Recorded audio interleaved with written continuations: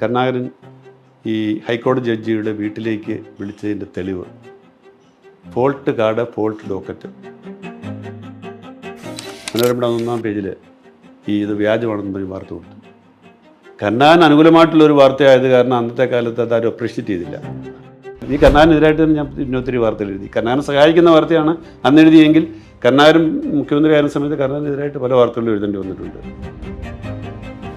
ഞാൻ എഴുതിയ വാർത്ത ശരിയാണെന്ന് വന്നു. കേരളത്തിലെ ഏകദേശം 10ഓളം ഡിസ്ട്രിക്ട് സപ്ലൈ ഓഫീസർമാർ ഒറ്റയടിക്ക് സസ്പെൻഡ് ചെയ്തു. ഞാൻ ഈ വാർത്ത പത്രത്തിൽ വന്ന അന്ന് സത്യം പറഞ്ഞാൽ എൻ്റെ തലേദിവസം ഞാൻ ഉറങ്ങിയിട്ടില്ല. 18 പേര് വ്യാജരേഖ ഉണ്ടാക്കി അഡ്മിഷൻ നേടിയിട്ടുള്ള വാർത്തയാണ് അതിനോട് 1-ാം പേരിൽ അച്ചടിച്ച് വരുന്നത്. പിന്നീട് എന്നോട് CPM-കാർ പലരും കാണുമ്പോൾ പറയും നിങ്ങൾ അവരുടെ പിന്നെ രാഷ്ട്രീയ ഭാവി നശിപ്പിച്ചു എന്നൊക്കെ പറഞ്ഞു. പാർട്ടിക്കാർ CPM-കാരായിരുന്നു, DFI-കാരൊക്കെ ആയിരുന്നു. അന്നും അത്യാധീനമുണ്ട്.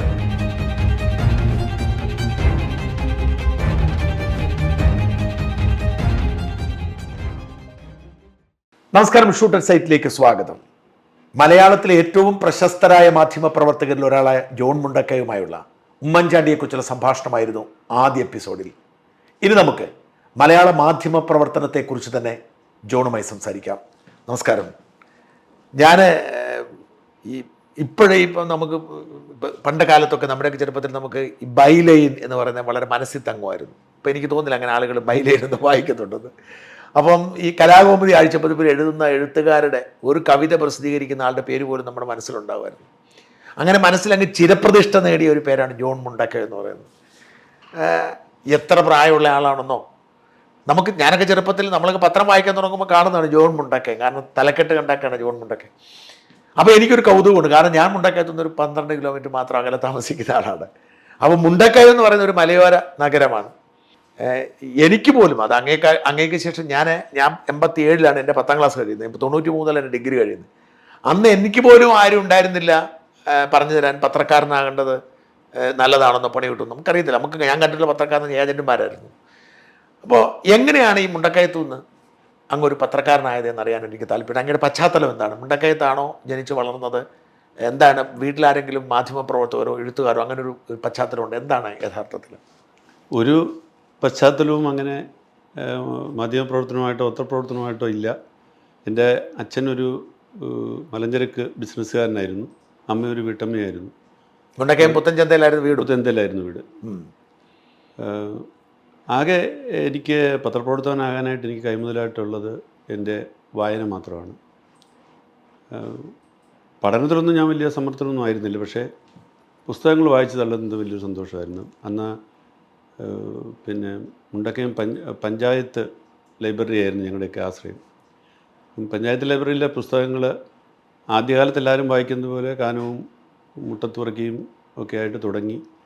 പിന്നീട് ക്ലാസിക്കുകളിലേക്ക് പോയി. സ്കൂളിൽ പഠിക്കുന്ന കാലത്ത് തന്നെ ഒട്ടേറെ ക്ലാസിക്കുകൾ, എൻ്റെ ട്രാൻസ്ലേഷനുകൾ വായിച്ചിട്ടുണ്ട്. ഞാൻ ഓർക്കുന്നുണ്ട് പലപ്പോഴും ഈ അവധി ദിവസങ്ങളിൽ ഈ ചില പുസ്തകങ്ങളൊക്കെ രാവിലെ എടുത്ത് ലൈബ്രറി ഇപ്പോൾ എടുത്തിട്ട് അത് വീട്ടിൽ ഇരുന്ന് വായിച്ചിട്ട് വൈകുന്നേരം അത് വീണ്ടും കൊണ്ടുപോയിട്ട് അടുത്ത പുസ്തകം എടുക്കും. പലപ്പോഴും ഈ ലൈബ്രറിയൻ ഇത് ഞാൻ വായിച്ചിട്ടാണ് കൊണ്ടുവരുന്ന വിശ്വാസമില്ല. പുള്ളി പുസ്തകം തരത്തില്ല. നിങ്ങൾ വെറുതെ എടുത്തുകൊണ്ട് പോയിട്ട് ആളുകളെ മെനക്കെടുത്തുക എന്ന് പറഞ്ഞ് എനിക്ക് പുസ്തകം തരാതിരുന്നിട്ട് പോലുമില്ല. അപ്പം അങ്ങനെ ഒരു വൊറേഷ്യസ് റീഡറായിരുന്നു. ആ വായനയാണ് എന്നെ ശരിക്കും പറഞ്ഞാൽ എനിക്കപ്പം എല്ലാ വിഷയത്തിനേക്കാൾ എപ്പോഴും എനിക്ക് മലയാളത്തിനാണ് ഏറ്റവും കൂടുതൽ മാർക്ക് കിട്ടുക. മലയാളം എനിക്കൊരു പ്രിയപ്പെട്ട വിഷയമായിട്ട് മാറി.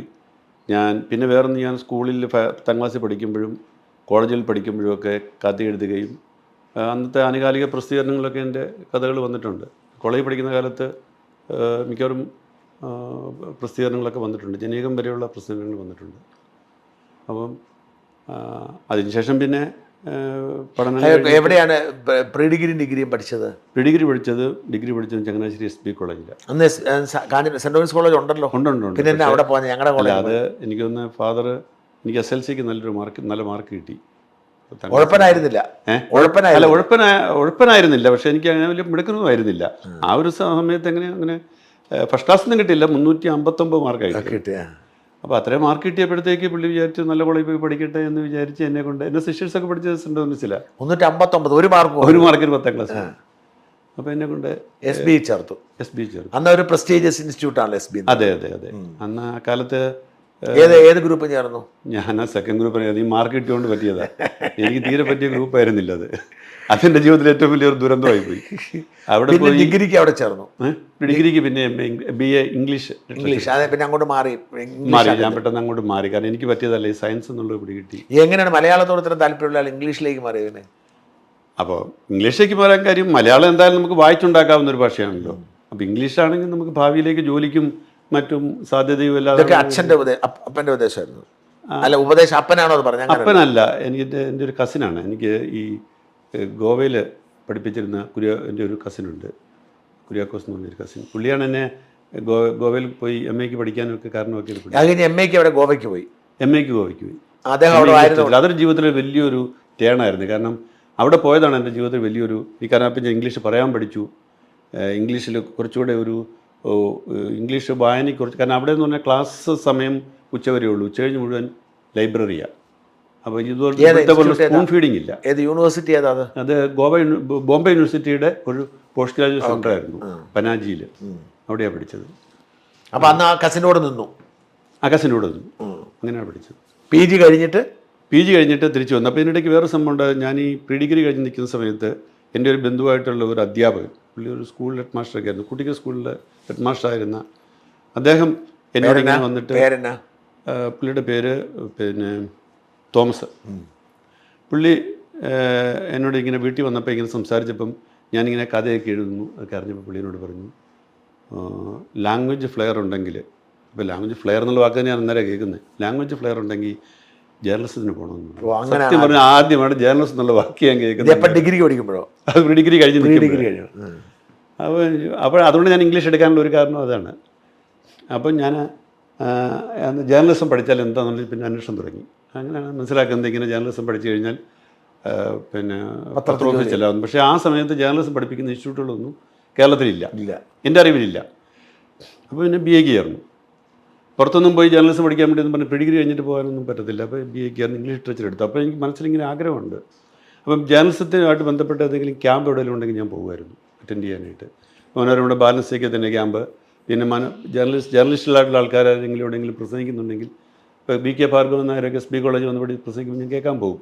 അവർ പറയുന്ന കാര്യങ്ങളൊക്കെ ഇങ്ങനെ മനസ്സിൽ അതേപോലെ കുറിച്ചിടും. അപ്പോൾ അത് കഴിഞ്ഞ് MA കഴിഞ്ഞിട്ടാണ് ഇങ്ങനെ മനോരമയിൽ, ആദ്യം ദീപികയിലെത്തി, അവിടുന്ന് മനോരമയിലെത്തി. MA കഴിയുമ്പം ദീപിക ട്രെയിനായിട്ട് കയറി. എത്ര കാലം ദീപിക ട്രെയിനായിട്ട് കയറാൻ കാര്യം തന്നെ, ഞാൻ ഗോവയിൽ ഇരിക്കുന്ന സമയത്ത് എൻ്റെ ഒരു ഫ്രണ്ട് ദീപികയിൽ പിന്നെ എഡിറ്ററായിരുന്നു. എൻ്റെ കൂടെ ഒന്നിച്ച് പഠിച്ചതാണ്. പിന്നെ ജോൺ ആൻ്റണി, അറിയോ? പിന്നെ ജോൺ ആൻ്റണി ആ സമയത്ത് എഡിറ്ററാണ്. ജോൺ ആൻ്റണി എഡിറ്ററാണ്, സബ് എഡിറ്ററാണ്. ജോൺ ആൻ്റണി ഞാനും ഡിഗ്രിക്ക് BAക്ക് ഒന്നിച്ച് പഠിച്ചതാണ്. ജോൺ ആൻ്റണി എന്നെ സംബന്ധിച്ച് എൻ്റെ ജീവിതത്തിൽ പഠിത്തരം ഉണ്ടാക്കിയ ആളാണ്. ഞാൻ ജേർണലിസ്റ്റ് ആയതിൻ്റെ കാരണം ജോൺ ആൻ്റണിയാണ്.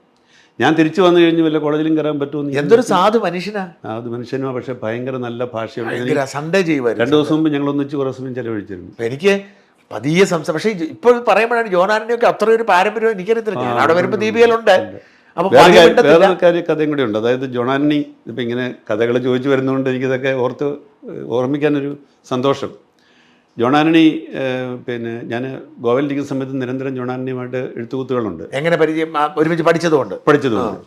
അപ്പോൾ ജോൺ ആൻ്റണി എന്നോട് ഇങ്ങനെ ജേർണലിസ്റ്റിലേക്ക് വരാനൊക്കെ ഒന്നും പറയുന്നുണ്ട്. അപ്പോൾ എന്നോട് ലേഖനം വേണമെന്ന് പറഞ്ഞു. ഞാൻ എന്ത് ലേഖനമോ?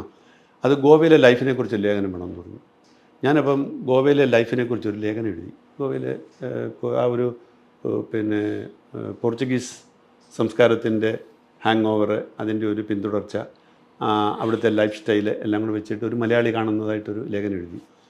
അപ്പം പനാജി, മയ്യഴിപ്പുഴ ഇതെല്ലാം കൂടെ വെച്ചിട്ടാണ്, മണ്ടോവിപ്പുഴയൊക്കെ വെച്ചിട്ടാണ് എഴുതുന്നത്.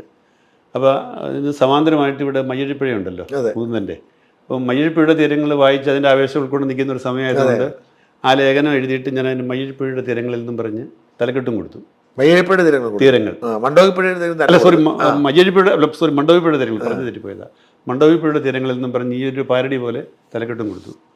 ആ ലേഖനം വന്നാണ് ഈ ദീപികയിലേക്ക് പോകാൻ വഴിയൊരുക്കിയത്. സൺഡേ സപ്ലിമെന്റ് വന്ന് കാണും.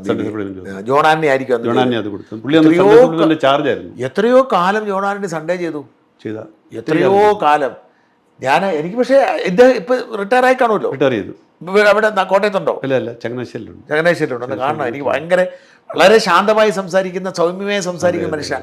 അധികം സൗഹൃദമൊന്നുമില്ല. മനോഹരമായ ഭാഷയുള്ള നല്ല ഭാഷയുള്ള മനുഷ്യൻ. ഭാഷയാണ്. പക്ഷെ പുള്ളിയുടെ ഇത്രയൊക്കെ എഴുത്തും ഭാഷയൊക്കെ ഉണ്ടെങ്കിലും പുള്ളി അത് വേണ്ട വിധത്തിൽ ഒന്നും വേണ്ടി ഉപയോഗിച്ചില്ല. ഇല്ല, ഉപയോഗിച്ചിട്ടില്ല. ഒരു തൊഴിലാളിയുടെ എനിക്കറിയാം അതിനകത്ത് വന്നിരിക്കുന്ന ഒട്ടേറെ കഥകളും നോവലുകളും എല്ലാം എഡിറ്റ് ചെയ്ത് ഭംഗിയാക്കി ആക്കുന്ന ഇദ്ദേഹമാണ്. അങ്ങനെ ജോൺ ആന്റണിയും കൂടെ പറഞ്ഞിട്ടാണ് ദീപിക ട്രെയിനായിട്ട് കയറുന്നത്. അപ്പൊ ജോൺ ആന്റണി ജൂനിയറായിട്ട് അവിടെ ട്രെയിനായിട്ട് കയറി. ആന്റണിയുടെ ജൂനിയറായിട്ടാണ് കയറുന്നത്. പക്ഷെ ജോൺ ആന്റണി ഞായറാഴ്ച ചെയ്യുന്നു, ഞാൻ ന്യൂസിൽ. ഓക്കെ, അതാ വ്യത്യാസം. എത്ര കാലം ദീപികയിലുണ്ടായിരുന്നു? ദീപിക 2 വർഷത്തോളം ഉണ്ടായിരുന്നു. ആരെ പൈകടച്ചനായിരുന്നു അന്ന് മാരൂരച്ചൻ. ഓക്കെ, സോറി മാരൂരല്ല, സോറി. ആ പൈകടച്ചൻ അന്ന് ലീഡർ റൈറ്ററായിരുന്നു. Okay okay. അവിടുന്ന് ദീപികന്ന് പിന്നെ മനോരമയിലേക്ക് പോയത് എങ്ങനെയാണ്? മനോരമയിൽ ഞാൻ ടെസ്റ്റ് എഴുതി പോയതാണ്. അവിടെ വന്നപ്പോൾ ദീപികയിൽ വന്നു കഴിഞ്ഞാൽ പിന്നെ എല്ലാവരുടെയും ആഗ്രഹം മനോരമയിൽ പോകാന്നുള്ളത്. മാത്രമല്ല എൻ്റെ വീട്ടുകാർക്ക് മനോരമയാണ് അന്ന് ഏറ്റവും വലിയ സ്വപ്നം. അപ്പോൾ മനോരമയിൽ പോകുക എന്നുള്ള എല്ലാവരുടെയും ഒരു ആഗ്രഹമായിരുന്നു. അപ്പം അക്കാലത്ത് മാത്രമല്ല സാമ്പത്തികമായിട്ടും മെച്ചമായിരുന്നു. അക്കാലത്ത് ദീപിക ഒരു ട്രെയിനിങ്, ഒരു നഴ്സറി. ദീപികയുടെ ഗുണമെന്ന് പറഞ്ഞാൽ നമുക്ക് ഒത്തിരി ഫ്രീഡമാണ്. ചെന്നപ്പോൾ തൊട്ട് ബൈലേ. അതെ, അതാണ് അതിൻ്റെ ഏറ്റവും വലിയൊരു അഡ്വാൻറ്റേജ്. ഞാൻ ദീപിക വർക്ക് ചെയ്താ. അപ്പോൾ നമുക്ക് സ്വാതന്ത്ര്യമുണ്ട്. നമുക്ക് ചെല്ലുമ്പോൾ തന്നെ ബൈലയും കിട്ടുന്നു. മനോരമ കയറി ആദ്യത്തെ 2 വർഷത്തേക്ക് ബൈലയും കിട്ടത്തില്ല. അതുകൊണ്ട് അപ്പോൾ എന്നോട് മനോരമയുടെ ഇൻ്റർവ്യൂ വന്നപ്പോൾ ഇപ്പോഴത്തെ ചീഫ് എഡിറ്റർ മുഹമ്മദ് സാറിനോട് ചോദിച്ചാണ്, ദീപിക നിങ്ങൾക്ക് എല്ലാ ദിവസവും ബൈലൈനും കാര്യങ്ങളും എല്ലാം ഉണ്ട്, മനോരമ 1-2 വർഷത്തേക്ക് ബൈലൈൻ നിങ്ങളുടെ പേരെ പത്രത്തിൽ വരത്തില്ല, അതുകൂടെ ആലോചിച്ച് വന്നാൽ മതി എന്ന് പറഞ്ഞതാണ്. അപ്പം അങ്ങനെ മനോരമ എത്ര വർഷം ജോലി ചെയ്തു?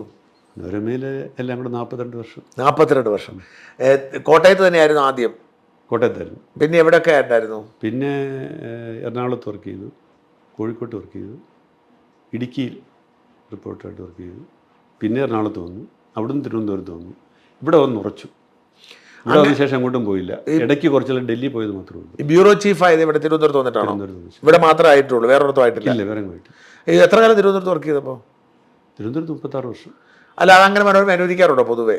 ഇല്ല, ഇതൊരു സംഭവം എങ്ങനെ സംഭവിച്ചു പോയതാ. അല്ല, സാധാരണ മനോരമ എനിക്ക് തോന്നുന്നില്ല ചരിത്രത്തിൽ ഇങ്ങനെ സംഭവം ഉണ്ടായിട്ടുള്ളൂ. 36 വർഷം ഒരു സ്ഥലത്ത് തന്നെ ഒരാൾ റിപ്പോർട്ടറായിട്ടിരുന്നത് ഉണ്ടാകുന്ന എനിക്ക് തോന്നുന്നില്ല. വളരെ അപൂർവമായിരിക്കും ഒരാൾ തുടർച്ചയായിട്ട്.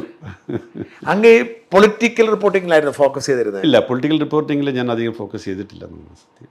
പൊളിറ്റിക്സ് ഞാൻ റിപ്പോർട്ട് ചെയ്തിട്ടുണ്ട്, പക്ഷേ അങ്ങനെ എനിക്കൊരു പൊളിറ്റിക്കൽ റിപ്പോർട്ടറായിട്ട് ഞാൻ അറിയപ്പെട്ടിട്ടില്ല. എനിക്ക് കൂടുതലും താല്പര്യം ന്യൂസ് റിപ്പോർട്ടിങ്ങും ഇൻവെസ്റ്റിഗേറ്റീവ് റിപ്പോർട്ടിങ്ങും ആയിരുന്നു. ഈ വാർത്തകളൊക്കെ കാര്യങ്ങളിലൊക്കെ ഉള്ളിലേക്ക് കടന്ന് തപ്പിപ്പിടിച്ച് ഇൻവെസ്റ്റിഗേറ്റ് ചെയ്യാനുള്ള ഒരു താല്പര്യം തുടക്കം തൊട്ടേ ഉണ്ടായിരുന്നു. ഒട്ടേറെ ഇൻവെസ്റ്റിഗേറ്റീവ് റിപ്പോർട്ടുകൾ ചെയ്തിട്ടുണ്ട്. എണ്ണിയാലൊടുങ്ങാത്ത പോലെയുണ്ട്. പരമ്പരകൾ തന്നെ ഇഷ്ടംപോലെ എഴുതിയിട്ടുണ്ട്. അപ്പോൾ അതിലൊരു ഹരം ഉണ്ടായിരുന്നു. അങ്ങോട്ട് ശ്രദ്ധേയമായ ഉദാഹരണം പ്രേക്ഷകർക്ക് താല്പര്യം ഉണ്ടാവും, ഇവിടെ ഇമ്പാക്റ്റ് ഉണ്ടാക്കിയിട്ടുള്ള? ഞാൻ ഏറ്റവും അധികം ഒത്തിരി ഉണ്ട്. ഏറ്റവും അധികം ചർച്ച ചെയ്യപ്പെട്ട ഒരു റിപ്പോർട്ടെന്ന് പറയുന്നത്, പക്ഷേ ഇപ്പോഴത്തെ ആളുകളുടെ ഓർമ്മയിലുണ്ടെന്ന് എനിക്കറിയില്ല.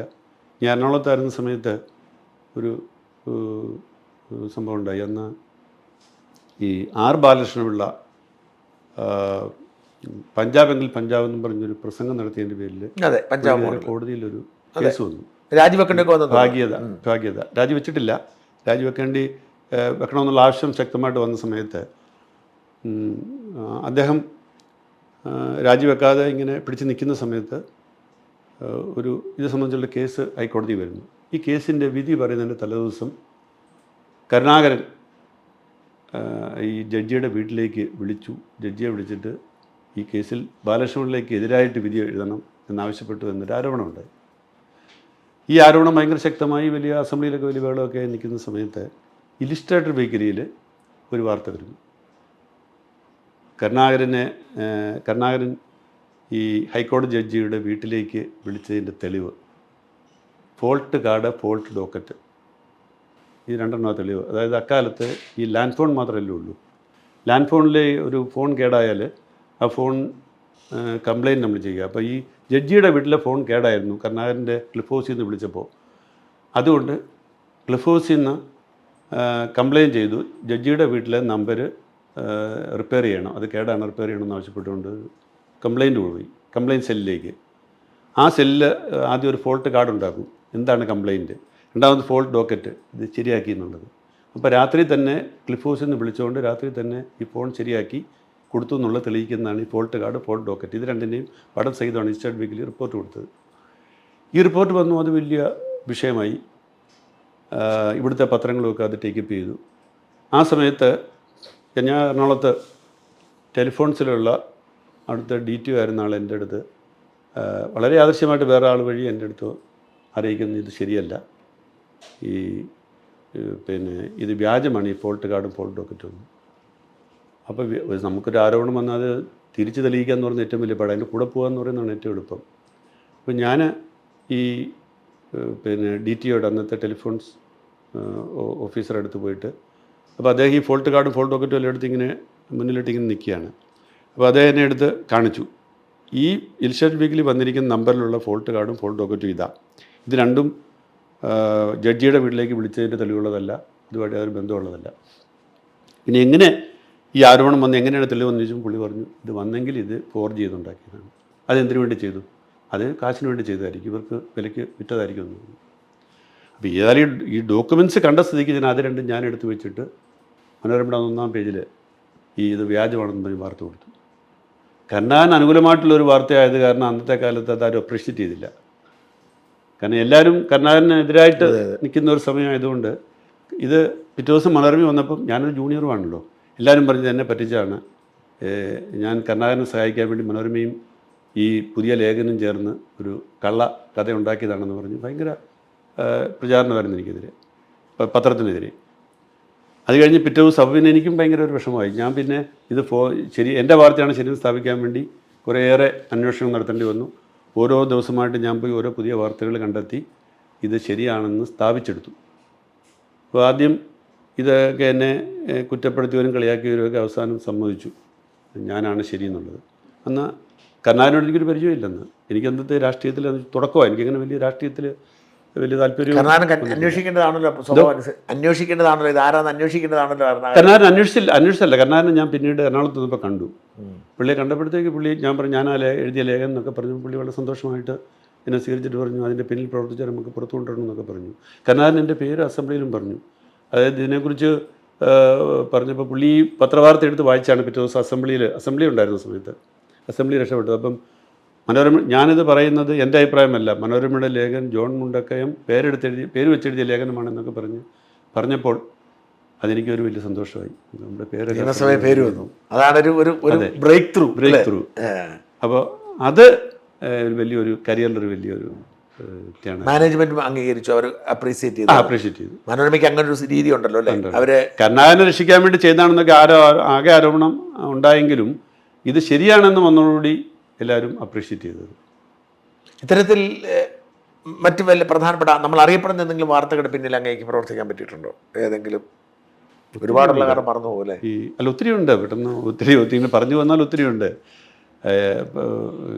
ഗോതമ്പിടപാട് കർണാകരൻ്റെ കാര്യം, ഈ കർണാകരനെതിരായിട്ട് തന്നെ ഞാൻ പിന്നെ ഒത്തിരി വാർത്തകൾ എഴുതി. കർണാകരനെ സഹായിക്കുന്ന വാർത്തയാണ് അന്ന് എഴുതിയെങ്കിൽ കർണാകരൻ മുഖ്യമന്ത്രി ആയിരുന്ന സമയത്ത് കർണാകരനെതിരായിട്ട് പല വാർത്തകളും എഴുതേണ്ടി വന്നിട്ടുണ്ട്. അപ്പം പിന്നെ ഗോതമ്പിടപാട് അക്കാലത്ത് വലിയ ഒച്ചപ്പാടുണ്ടാക്കിയൊരു വാർത്തയാണ്. കേരളത്തിലെ റേഷൻ കടകളിലൊന്നും ഗോതമ്പ് കിട്ടാനില്ല എന്നൊരു പിന്നെ അവസ്ഥയുണ്ടായി. ചെറിയ വാർത്തകളൊക്കെ പത്രത്തിൽ വരുന്നുണ്ട്. അങ്ങനെ എനിക്ക് ഞാൻ എന്തുകൊണ്ട് ഗോതമ്പ് കിട്ടുന്നില്ല എന്ന് ഞാൻ അന്വേഷിച്ച് പോയി. അങ്ങനെ ഒരു റേഷൻ കടകളിൽ ചെന്ന് ചോദിച്ചപ്പോൾ അവർ പറഞ്ഞു ഗോതമ്പ് മില്ലിലേക്ക് പോകില്ലെന്ന് പറഞ്ഞു. അപ്പോഴാണ് ഞാൻ അറിയുന്നത് ഇങ്ങനെ ഒരു മില്ലെന്നുള്ള വാക്ക്. അപ്പോൾ ഞാൻ ചോദിച്ചു, നമ്മൾ സാധാരണ അറിയുന്ന മില്ലെന്ന് പറയുന്നത് നമ്മളീ പണ്ടൊക്കെ നമ്മളൊക്കെ ഗോതമ്പ് കുടിക്കാൻ പോയിട്ടില്ല, ചെറിയ മില്ലുകൾ ഇങ്ങനെ ഒരു കൊളാമ്പി പോലുള്ള സാധനത്തിലേക്ക് പോയിട്ട്. അപ്പോൾ അങ്ങനെയുള്ള മില്ലേ എനിക്കറിയത്തുള്ളൂ. ഞാൻ ചോദിച്ചു ഇങ്ങനെ മില്ലിലേക്ക് പോകുന്നത്. അതിപ്പോൾ പുതിയ കുറേ മില്ലുകൾ വന്നിട്ടുണ്ട്, ഇപ്പോൾ ഗോതമ്പ് മൊത്തമായിട്ട് അവരുടെ അടുത്ത് പൊടിക്കാമെന്ന് പറഞ്ഞു. അപ്പോൾ ഞാൻ ഇതിനെക്കുറിച്ച് അന്വേഷിച്ച് വന്നപ്പോഴത്തേക്ക് അക്കാലത്ത് ഒരു 2-3 വർഷത്തിനുള്ളിൽ കേരളത്തിൽ മുഴുവനായിട്ട് ഒരു 10-28 പുതിയ മില്ലുകൾ, മൾട്ടി ലെവൽ മില്ലുകളാണ്, വലിയ മില്ലുകളാണ്, പല നിലകളുള്ള. അവിടെ ഒരു ദിവസം തന്നെ 100 കണക്കിന് ചാക്ക് ഗോതമ്പ് പൊടിക്കാൻ പറ്റുന്നത്. അപ്പോൾ ഈ റേഷൻ ഗോതമ്പ് സർക്കാർ ഇവരുമായിട്ട് അണ്ടർസ്റ്റാൻഡിങ് ഉണ്ടായിട്ട് ഈ മില്ലുകൾക്ക് കൊടുക്കുക. 28 മില്ലുകളാണ് ഈ ഗോതമ്പ് മുഴുവൻ എടുത്തുകൊണ്ട് പോയിരുന്നത്. എന്നിട്ട് എഗ്രിമെൻ്റ് എന്ന് വെച്ചാൽ ഇവർ ഈ ഗോതമ്പ് പൊടിച്ചിട്ട് റേഷൻ കടകൾ വഴി പൊടിയായിട്ട് കൊടുക്കണം. കാരണം ആളുകൾക്ക് ഇത് പൊടിക്കാനുള്ള ബുദ്ധിമുട്ട് ഒഴിവാക്കാനായിട്ട്. അപ്പം ചെറിയൊരു ചാർജ് കൂടെ അതിന് അഡീഷണലായിട്ട്. പക്ഷേ ഈ ഗോതമ്പ് പൊടിയൊന്നും മില്ലുകളിലെത്തിയില്ല, റേഷൻ കടയിലെത്തിയില്ല, ഇത് റേഷൻ കടകളിലെത്തിയില്ല. അത് പോയത് മുഴുവൻ ഈ പിന്നെ മാർക്കറ്റിലേക്ക്, ബ്ലാക്ക് മാർക്കറ്റിൽ പോയി, ബ്ലാക്ക് മാർക്കറ്റ് അല്ല, മാർക്കറ്റിൽ പൊതുവിപണിയിൽ പോയി. അതൊരു പാക്കറ്റാക്കി ഒരു ബ്രാൻഡ് നെയിമൊക്കെ കൊടുത്ത് ഈ 15 മില്ലുകൾക്കും 15 ബ്രാൻഡ് നെയിം, ചില മില്ല് 2-3 മില്ലൊക്കെ ഒരാളുടെ ആയിരുന്നു. ആ ബ്രാൻഡ് നെയിമുകളിലായിട്ട് പിക്ക് ചെയ്യും. അത് ഭയങ്കര സെയിലായി. അന്നത്തെ കാലത്ത് ആദ്യമായിട്ട് പൊടിച്ച് മില്ല് ഇത് കിട്ടുന്നത്. അപ്പോൾ ആൾക്ക് വളരെ സൗകര്യമായി. അപ്പോൾ ഇതിൻ്റെ പിന്നിൽ ഭയങ്കര അഴിമതി ഉണ്ടായിരുന്നു. അന്ന് ടി.എച്ച്. മുസ്തഫയായിരുന്നു മുഖ്യമന്ത്രി. അപ്പോൾ ഈ മില്ലുടമകൾ, എനിക്ക് ആ ഒരു മില്ലുടമ എൻ്റെ ഒരു സുഹൃത്ത് ചങ്ങനാശ്ശേരിക്കാരനായിരുന്നു. പുള്ളി ഈ ഇതിൻ്റെ പ്രയോജനം പുള്ളി മാക്സിമം കിട്ടിയ ഒരാളാണെങ്കിൽ പോലും എന്നോട് പുള്ളി ഈ കഥ മുഴുവൻ പറഞ്ഞു. ഇങ്ങനെയാണ് സംഭവം, ഞങ്ങളെല്ലാം കൃത്യമായിട്ട് കാശ് പിരിച്ച് അവിടെ എത്തിച്ചിട്ടാണ് ഇതെല്ലാം ശരിയെന്ന് ചെയ്യുന്നതെന്ന് പറഞ്ഞു. അപ്പോൾ ഞാൻ ഈ വാർത്ത പത്രത്തിൽ കൊടുത്തു. ആദ്യം മുസ്തഫ ഭയങ്കരമായിട്ട് ചൂടായി, എന്നോട് മനോരമയിലൊക്കെ വിളിച്ച് പരാതി പറഞ്ഞു. മില്ലിൻ്റെ ഉടമകൾ വന്ന് സംഘമായിട്ട് വന്ന് ഞങ്ങളോട് പരാതി പറഞ്ഞു. പക്ഷേ അന്ന് ചീഫ് എഡിറ്ററായിരുന്ന കെ മാത്യു സാർ, അത് പുള്ളി വളരെ സ്ട്രോങ് ആയ സ്റ്റാൻഡ് എടുത്തു. നമ്മുടെ ഇത് നിൽക്കണം, ധൈര്യമായിട്ട് എഴുതിക്കൊള്ളാൻ പറഞ്ഞു. ഞാൻ പിന്നെ തുടർച്ചയായിട്ട് ആ വാർത്തകൾ എഴുതി. അങ്ങനെ അപ്പോൾ അന്ന് ആ ഇടയ്ക്കാണ് ടിക്കാറാം മീണ വലിയ ഹീറോ ആകുന്നത്. ടിക്കാറാം മീണ അന്ന് സിവിൽ സപ്ലൈസ് ഡയറക്ടറാണ്. എനിക്ക് പുള്ളിയെ പരിചയമൊന്നുമില്ല. പക്ഷെ എല്ലാ ദിവസവും വൈകുന്നേരം ഞാൻ ചെല്ലുമ്പോഴത്തേക്ക്, എല്ലാ ദിവസവും അല്ല, പല ദിവസങ്ങളിലും എന്തെങ്കിലും ഒരു രേഖ, ഈ തട്ടിപ്പ് നടന്നതിന് എന്തെങ്കിലും ഒരു രേഖ എൻ്റെ മേശപ്പുറത്ത് വരും. ഈ രേഖ തരുന്ന ടിക്കാറാം മീണയാണോ എന്ന് ഞാൻ ചോദിച്ചിട്ടില്ല, ഇന്നുവരെ എനിക്ക് അറിയത്തുമില്ല. പക്ഷേ ഇത് ഒരാളവിടെ ഏൽപ്പിച്ചിട്ട് പോകുന്ന, ഞാൻ ഈ രേഖ എടുത്ത് വായിച്ച് നോക്കുമ്പം ഈ അഴിമതി നടന്നതിൻ്റെ പുള്ളി നടത്തുന്ന നടപടികളുടെയൊക്കെ രേഖകളാണ്. ഈ ഉദ്യോഗസ്ഥന്മാരോട് പിന്നെ കൊറിയിട്ടത്, പുള്ളി ഫയലിൽ എഴുതിയതിൻ്റെയൊക്കെ വിവരങ്ങൾ അതിൻ്റെ ഫോട്ടോ കോപ്പിയൊക്കെ ആയിട്ട് പുള്ളി എനിക്ക് എത്തിച്ചു. അപ്പോൾ എന്തായാലും അഴിമതി തടയാൻ വേണ്ടിയിട്ട് ആരും എന്നെ സഹായിക്കുന്നുണ്ടല്ലോ. മറ്റേ ഡീപ്പ് ത്രോട്ട് എന്നും പറഞ്ഞ് വൈറ്റ് ഹൗസിൽ എന്ന് പറഞ്ഞ് നമ്മുടെ എൻ്റെ ചെറിയ മിനിയേച്ചറത് ഒരാൾ സഹായിക്കുന്നുള്ള സന്തോഷത്തിൽ ഞാനിത് വെരിഫൈ ചെയ്യും, ഇത് ശരിയാണോ എന്ന് എഴുതിയിട്ട് അവിടുത്തെ ഉദ്യോഗസ്ഥന്മാരോട് ചോദിക്കുമ്പോൾ അതെല്ലാം കറക്റ്റാണെന്ന് മനസ്സിലാക്കിയിട്ട് ഞാൻ എല്ലാ ദിവസവും വാർത്തയും കൊടുത്തുകൊണ്ടിരുന്നു. അവസാനം ഞാൻ എഴുതിയ വാർത്ത ശരിയാണെന്ന് വന്നു. ഈ കേരളത്തിലെ ഏകദേശം 10ഓളം ഡിസ്ട്രിക്ട് സപ്ലൈ ഓഫീസർമാർ ഒറ്റയടിക്ക് സസ്പെൻഡ് ചെയ്തു. അത് മീണയാണ് ചെയ്തത്. ആ മീണ ചെയ്തതിൻ്റെ പേരിൽ മീണയ്ക്കൊന്ന് സസ്പെൻഷൻ ഉണ്ട്, അത് വേറെ കാര്യം, കന്നാരും. അപ്പം അന്ന് ആ സംഭവം ഉണ്ടായത് മീണ ഒരു ശ്രദ്ധിക്കപ്പെട്ട ഒരു ഉദ്യോഗസ്ഥനായി. എൻ്റെ ഈ വാർത്തയും വളരെ ശ്രദ്ധിക്കപ്പെട്ടു. പിന്നീടുണ്ടായ ഇതിൻ്റെ ഒരു രണ്ടാം ഭാഗം എന്ന് പറയുന്നത്, പുള്ളിയെ അവിടുന്ന് സിവിൽ സപ്ലൈസ് ഡയറക്ടർ സ്ഥാനത്ത് മാറ്റി ഒതുക്കി പരീക്ഷാ ഭവനിൽ എന്തോ ഒരു ജോലിയും കൊടുത്തിരുത്തി. ഞങ്ങൾ തമ്മിൽ പിന്നെ അങ്ങനെ എനിക്ക് പുള്ളിയായിട്ട് അങ്ങനെ വലിയ, അപ്പോൾ ഈ പിന്നെ മന്ത്രി ഒരു വലിയ ചെയ്തി ചെയ്തു. മന്ത്രി ഇങ്ങരുടെ CRൽ കോൺഫിഡൻഷ്യൽ റെക്കോർഡിൽ ഈ ഉദ്യോഗസ്ഥൻ പിന്നെ നല്ലൊരു ഉദ്യോഗസ്ഥനല്ല, ഇദ്ദേഹത്തിന് മാധ്യമങ്ങളുമായിട്ട് രഹസ്യബന്ധങ്ങളാണ്, ഇദ്ദേഹം മനോരമയുടെ ജോണിനെ സ്വന്തം കാറിൽ കയറ്റി കേരളം മുഴുവൻ കൊണ്ടു നടന്ന് മനോരമയ്ക്ക് വാർത്ത ചോർത്തി കൊടുക്കുകയാണ് എന്നൊക്കെ പറഞ്ഞ് CRൽ എഴുതി വെച്ചു. അപ്പോൾ ഇത് ഞാൻ അറിയുന്നില്ല. ഈ CR കർണാടക എൻഡോഴ്സ് ചെയ്തു. മുഖ്യമന്ത്രിയാണുള്ളത് എൻഡോഴ്സ് ചെയ്യേണ്ടത്. കർണാടക എൻഡോഴ്സ് ചെയ്ത് കഴിഞ്ഞപ്പോഴത്തേക്ക് പുള്ളിയുടെ ഡെപ്യൂട്ടേഷൻ എല്ലാം തയ്യാറായി. പുള്ളിക്ക് പുറത്തോട്ട് പോകാൻ പറ്റുന്നത്. പുള്ളി ഡൽഹി ഡെപ്യൂട്ടേഷൻ ഒരു മസ്റ്റാണല്ലോ അവർക്ക്. അങ്ങനെ ഈ പാവോട് പെട്ടുപോയി. അപ്പോൾ എന്നോട് സെക്രട്ടറിയിലുള്ള 1-2 ഉദ്യോഗസ്ഥന്മാരോട് സുഹൃത്തുക്കൾ പറഞ്ഞത്, നിങ്ങളുടെ പത്രത്തിൽ ഇങ്ങനെ വാർത്ത കൊടുത്തിട്ട് ആ ഉദ്യോഗസ്ഥൻ പെട്ടിരിക്കുകയാണ്, അങ്ങേര് വലിയ ആവേശം കാണിച്ചാണ്, ഇപ്പോൾ ആരും പുള്ളിയെ സഹായിക്കാനില്ല എന്ന് പറഞ്ഞു. അതിനുശേഷം രസകരമായൊരു സംഭവം ഉണ്ടായത്, നായനാരാണ് പിന്നെ മുഖ്യമന്ത്രി.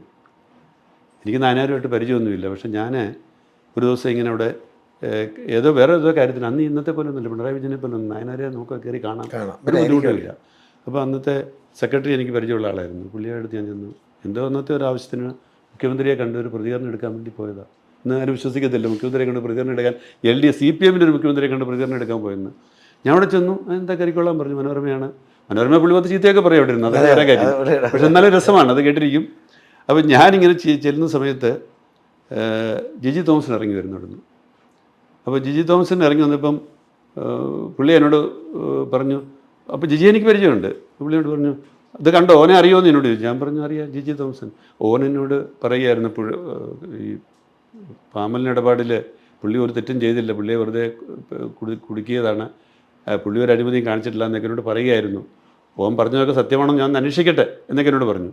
അപ്പോൾ ഞാൻ പുള്ളിയോട് പറഞ്ഞു, ഇതുപോലെ തന്നെ വേറൊരു കേസുണ്ട്, ഈ ഗോതമ്പ് ഇടപാട് ഞങ്ങൾ മനോരമ റിപ്പോർട്ട് ചെയ്തു. അപ്പോൾ ആ കാലത്ത് ഇവർക്ക് അറിയാതെ, കാരണം ഇവർ കുറച്ച് ഉപയോഗിച്ചാണ് ആ വാർത്ത. അപ്പോൾ അതിനകത്ത് വളരെ സത്യസന്ധമായിട്ട് പ്രവർത്തിച്ച ഒരു ഉദ്യോഗസ്ഥനാണ് ടിക്കാറാം മീണ. മാത്രമല്ല ടിക്കാറാം മീണ അന്ന് ആ നടപടി എടുത്ത വഴി സംസ്ഥാന ഖജനാവിന് 5.5 കോടി രൂപയുടെ ലാഭം ഉണ്ടായി. ഇതൊക്കെ ഞാൻ വാർത്ത കൊടുത്ത അന്ന്. അപ്പോൾ ആ ഉദ്യോഗസ്ഥനെ ഇപ്പം CR നശിപ്പിച്ച് CR മോശമായിട്ട് എഴുതിയത് കാരണം പുള്ളിയുടെ ഡെപ്യൂട്ടേഷൻ മുടങ്ങി കിടക്കാമെന്ന് പറഞ്ഞു. ഞാൻ 100% സത്യസന്ധമായിട്ട് പറയുക. ഞാൻ എടുത്ത് വായിക്കുന്നോട് പറഞ്ഞത് പിന്നെ നീ ഒരു കാര്യം ചെയ്യേ, ആ ചീഫ് സെക്രട്ടറി ഉണ്ടല്ലോ പിന്നെ CP നായനോട് എനിക്കൊരു നോട്ട് തരാൻ പറയുന്നു.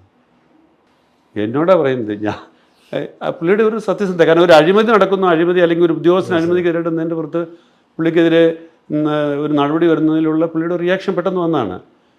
അപ്പോൾ ഞാൻ അങ്ങോട്ട് ഭയങ്കര സന്തോഷമായിപ്പോയി. ഞാൻ ഇറങ്ങി വന്നിട്ട് അതിന് മുമ്പ് ഞാൻ ഇതിനുവേണ്ടി UDF സർക്കാർ ഭരിക്കുന്ന കാലത്ത് ഭരണം മാറി വന്നിട്ട് ശ്രമിച്ചിട്ട് നടന്നില്ല എന്ന് ആലോചിക്കണം. അപ്പോൾ ഞാൻ വിളിച്ച് പെട്ടെന്ന് തന്നെ ഞാൻ ചെന്ന് CP നായരെ വിളിച്ചു. ഇങ്ങനൊരു പ്രശ്നമുണ്ട്, അപ്പം മുഖ്യമന്ത്രി ഇങ്ങനെ പറഞ്ഞു ഒരു നോട്ട് കൊടുക്കാൻ വേണ്ടി ഞാനൊന്ന് ടിക്കാറാം മീണയെ ഒന്ന് സാറിനെ ഒന്ന് കാണാൻ പറയട്ടെ എന്ന് ചോദിച്ചു. അപ്പോൾ പിന്നെന്താ വരാൻ പറഞ്ഞു. പിന്നെ പുള്ളിയെ പറഞ്ഞയച്ചു. പുള്ളി ഒന്ന് കണ്ടു.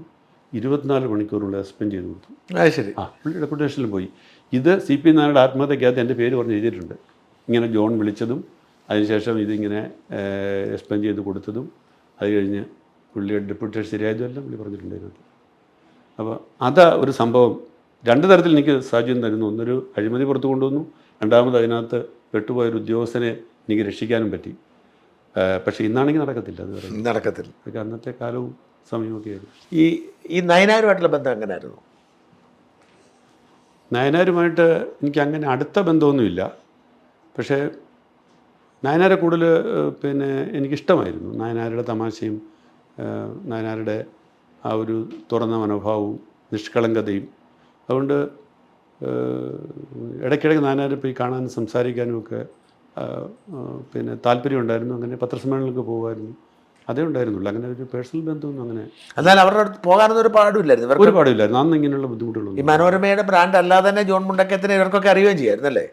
പുള്ളിക്കറിയാം. ബൈലിൻ വരുന്നതുകൊണ്ട് അറിയാമായിരുന്നു. മനോരമയാണെന്നുള്ളത് കൊണ്ടുള്ള ഒരു അനിഷ്ടം ഇവരുടെ ഉള്ളിലുണ്ടെങ്കിലും നയനാർ പക്ഷേ അതൊന്നും തമാശ രൂപത്തിലൊക്കെ ഇങ്ങനെ പറഞ്ഞു പോകത്തേ ഉള്ളൂ.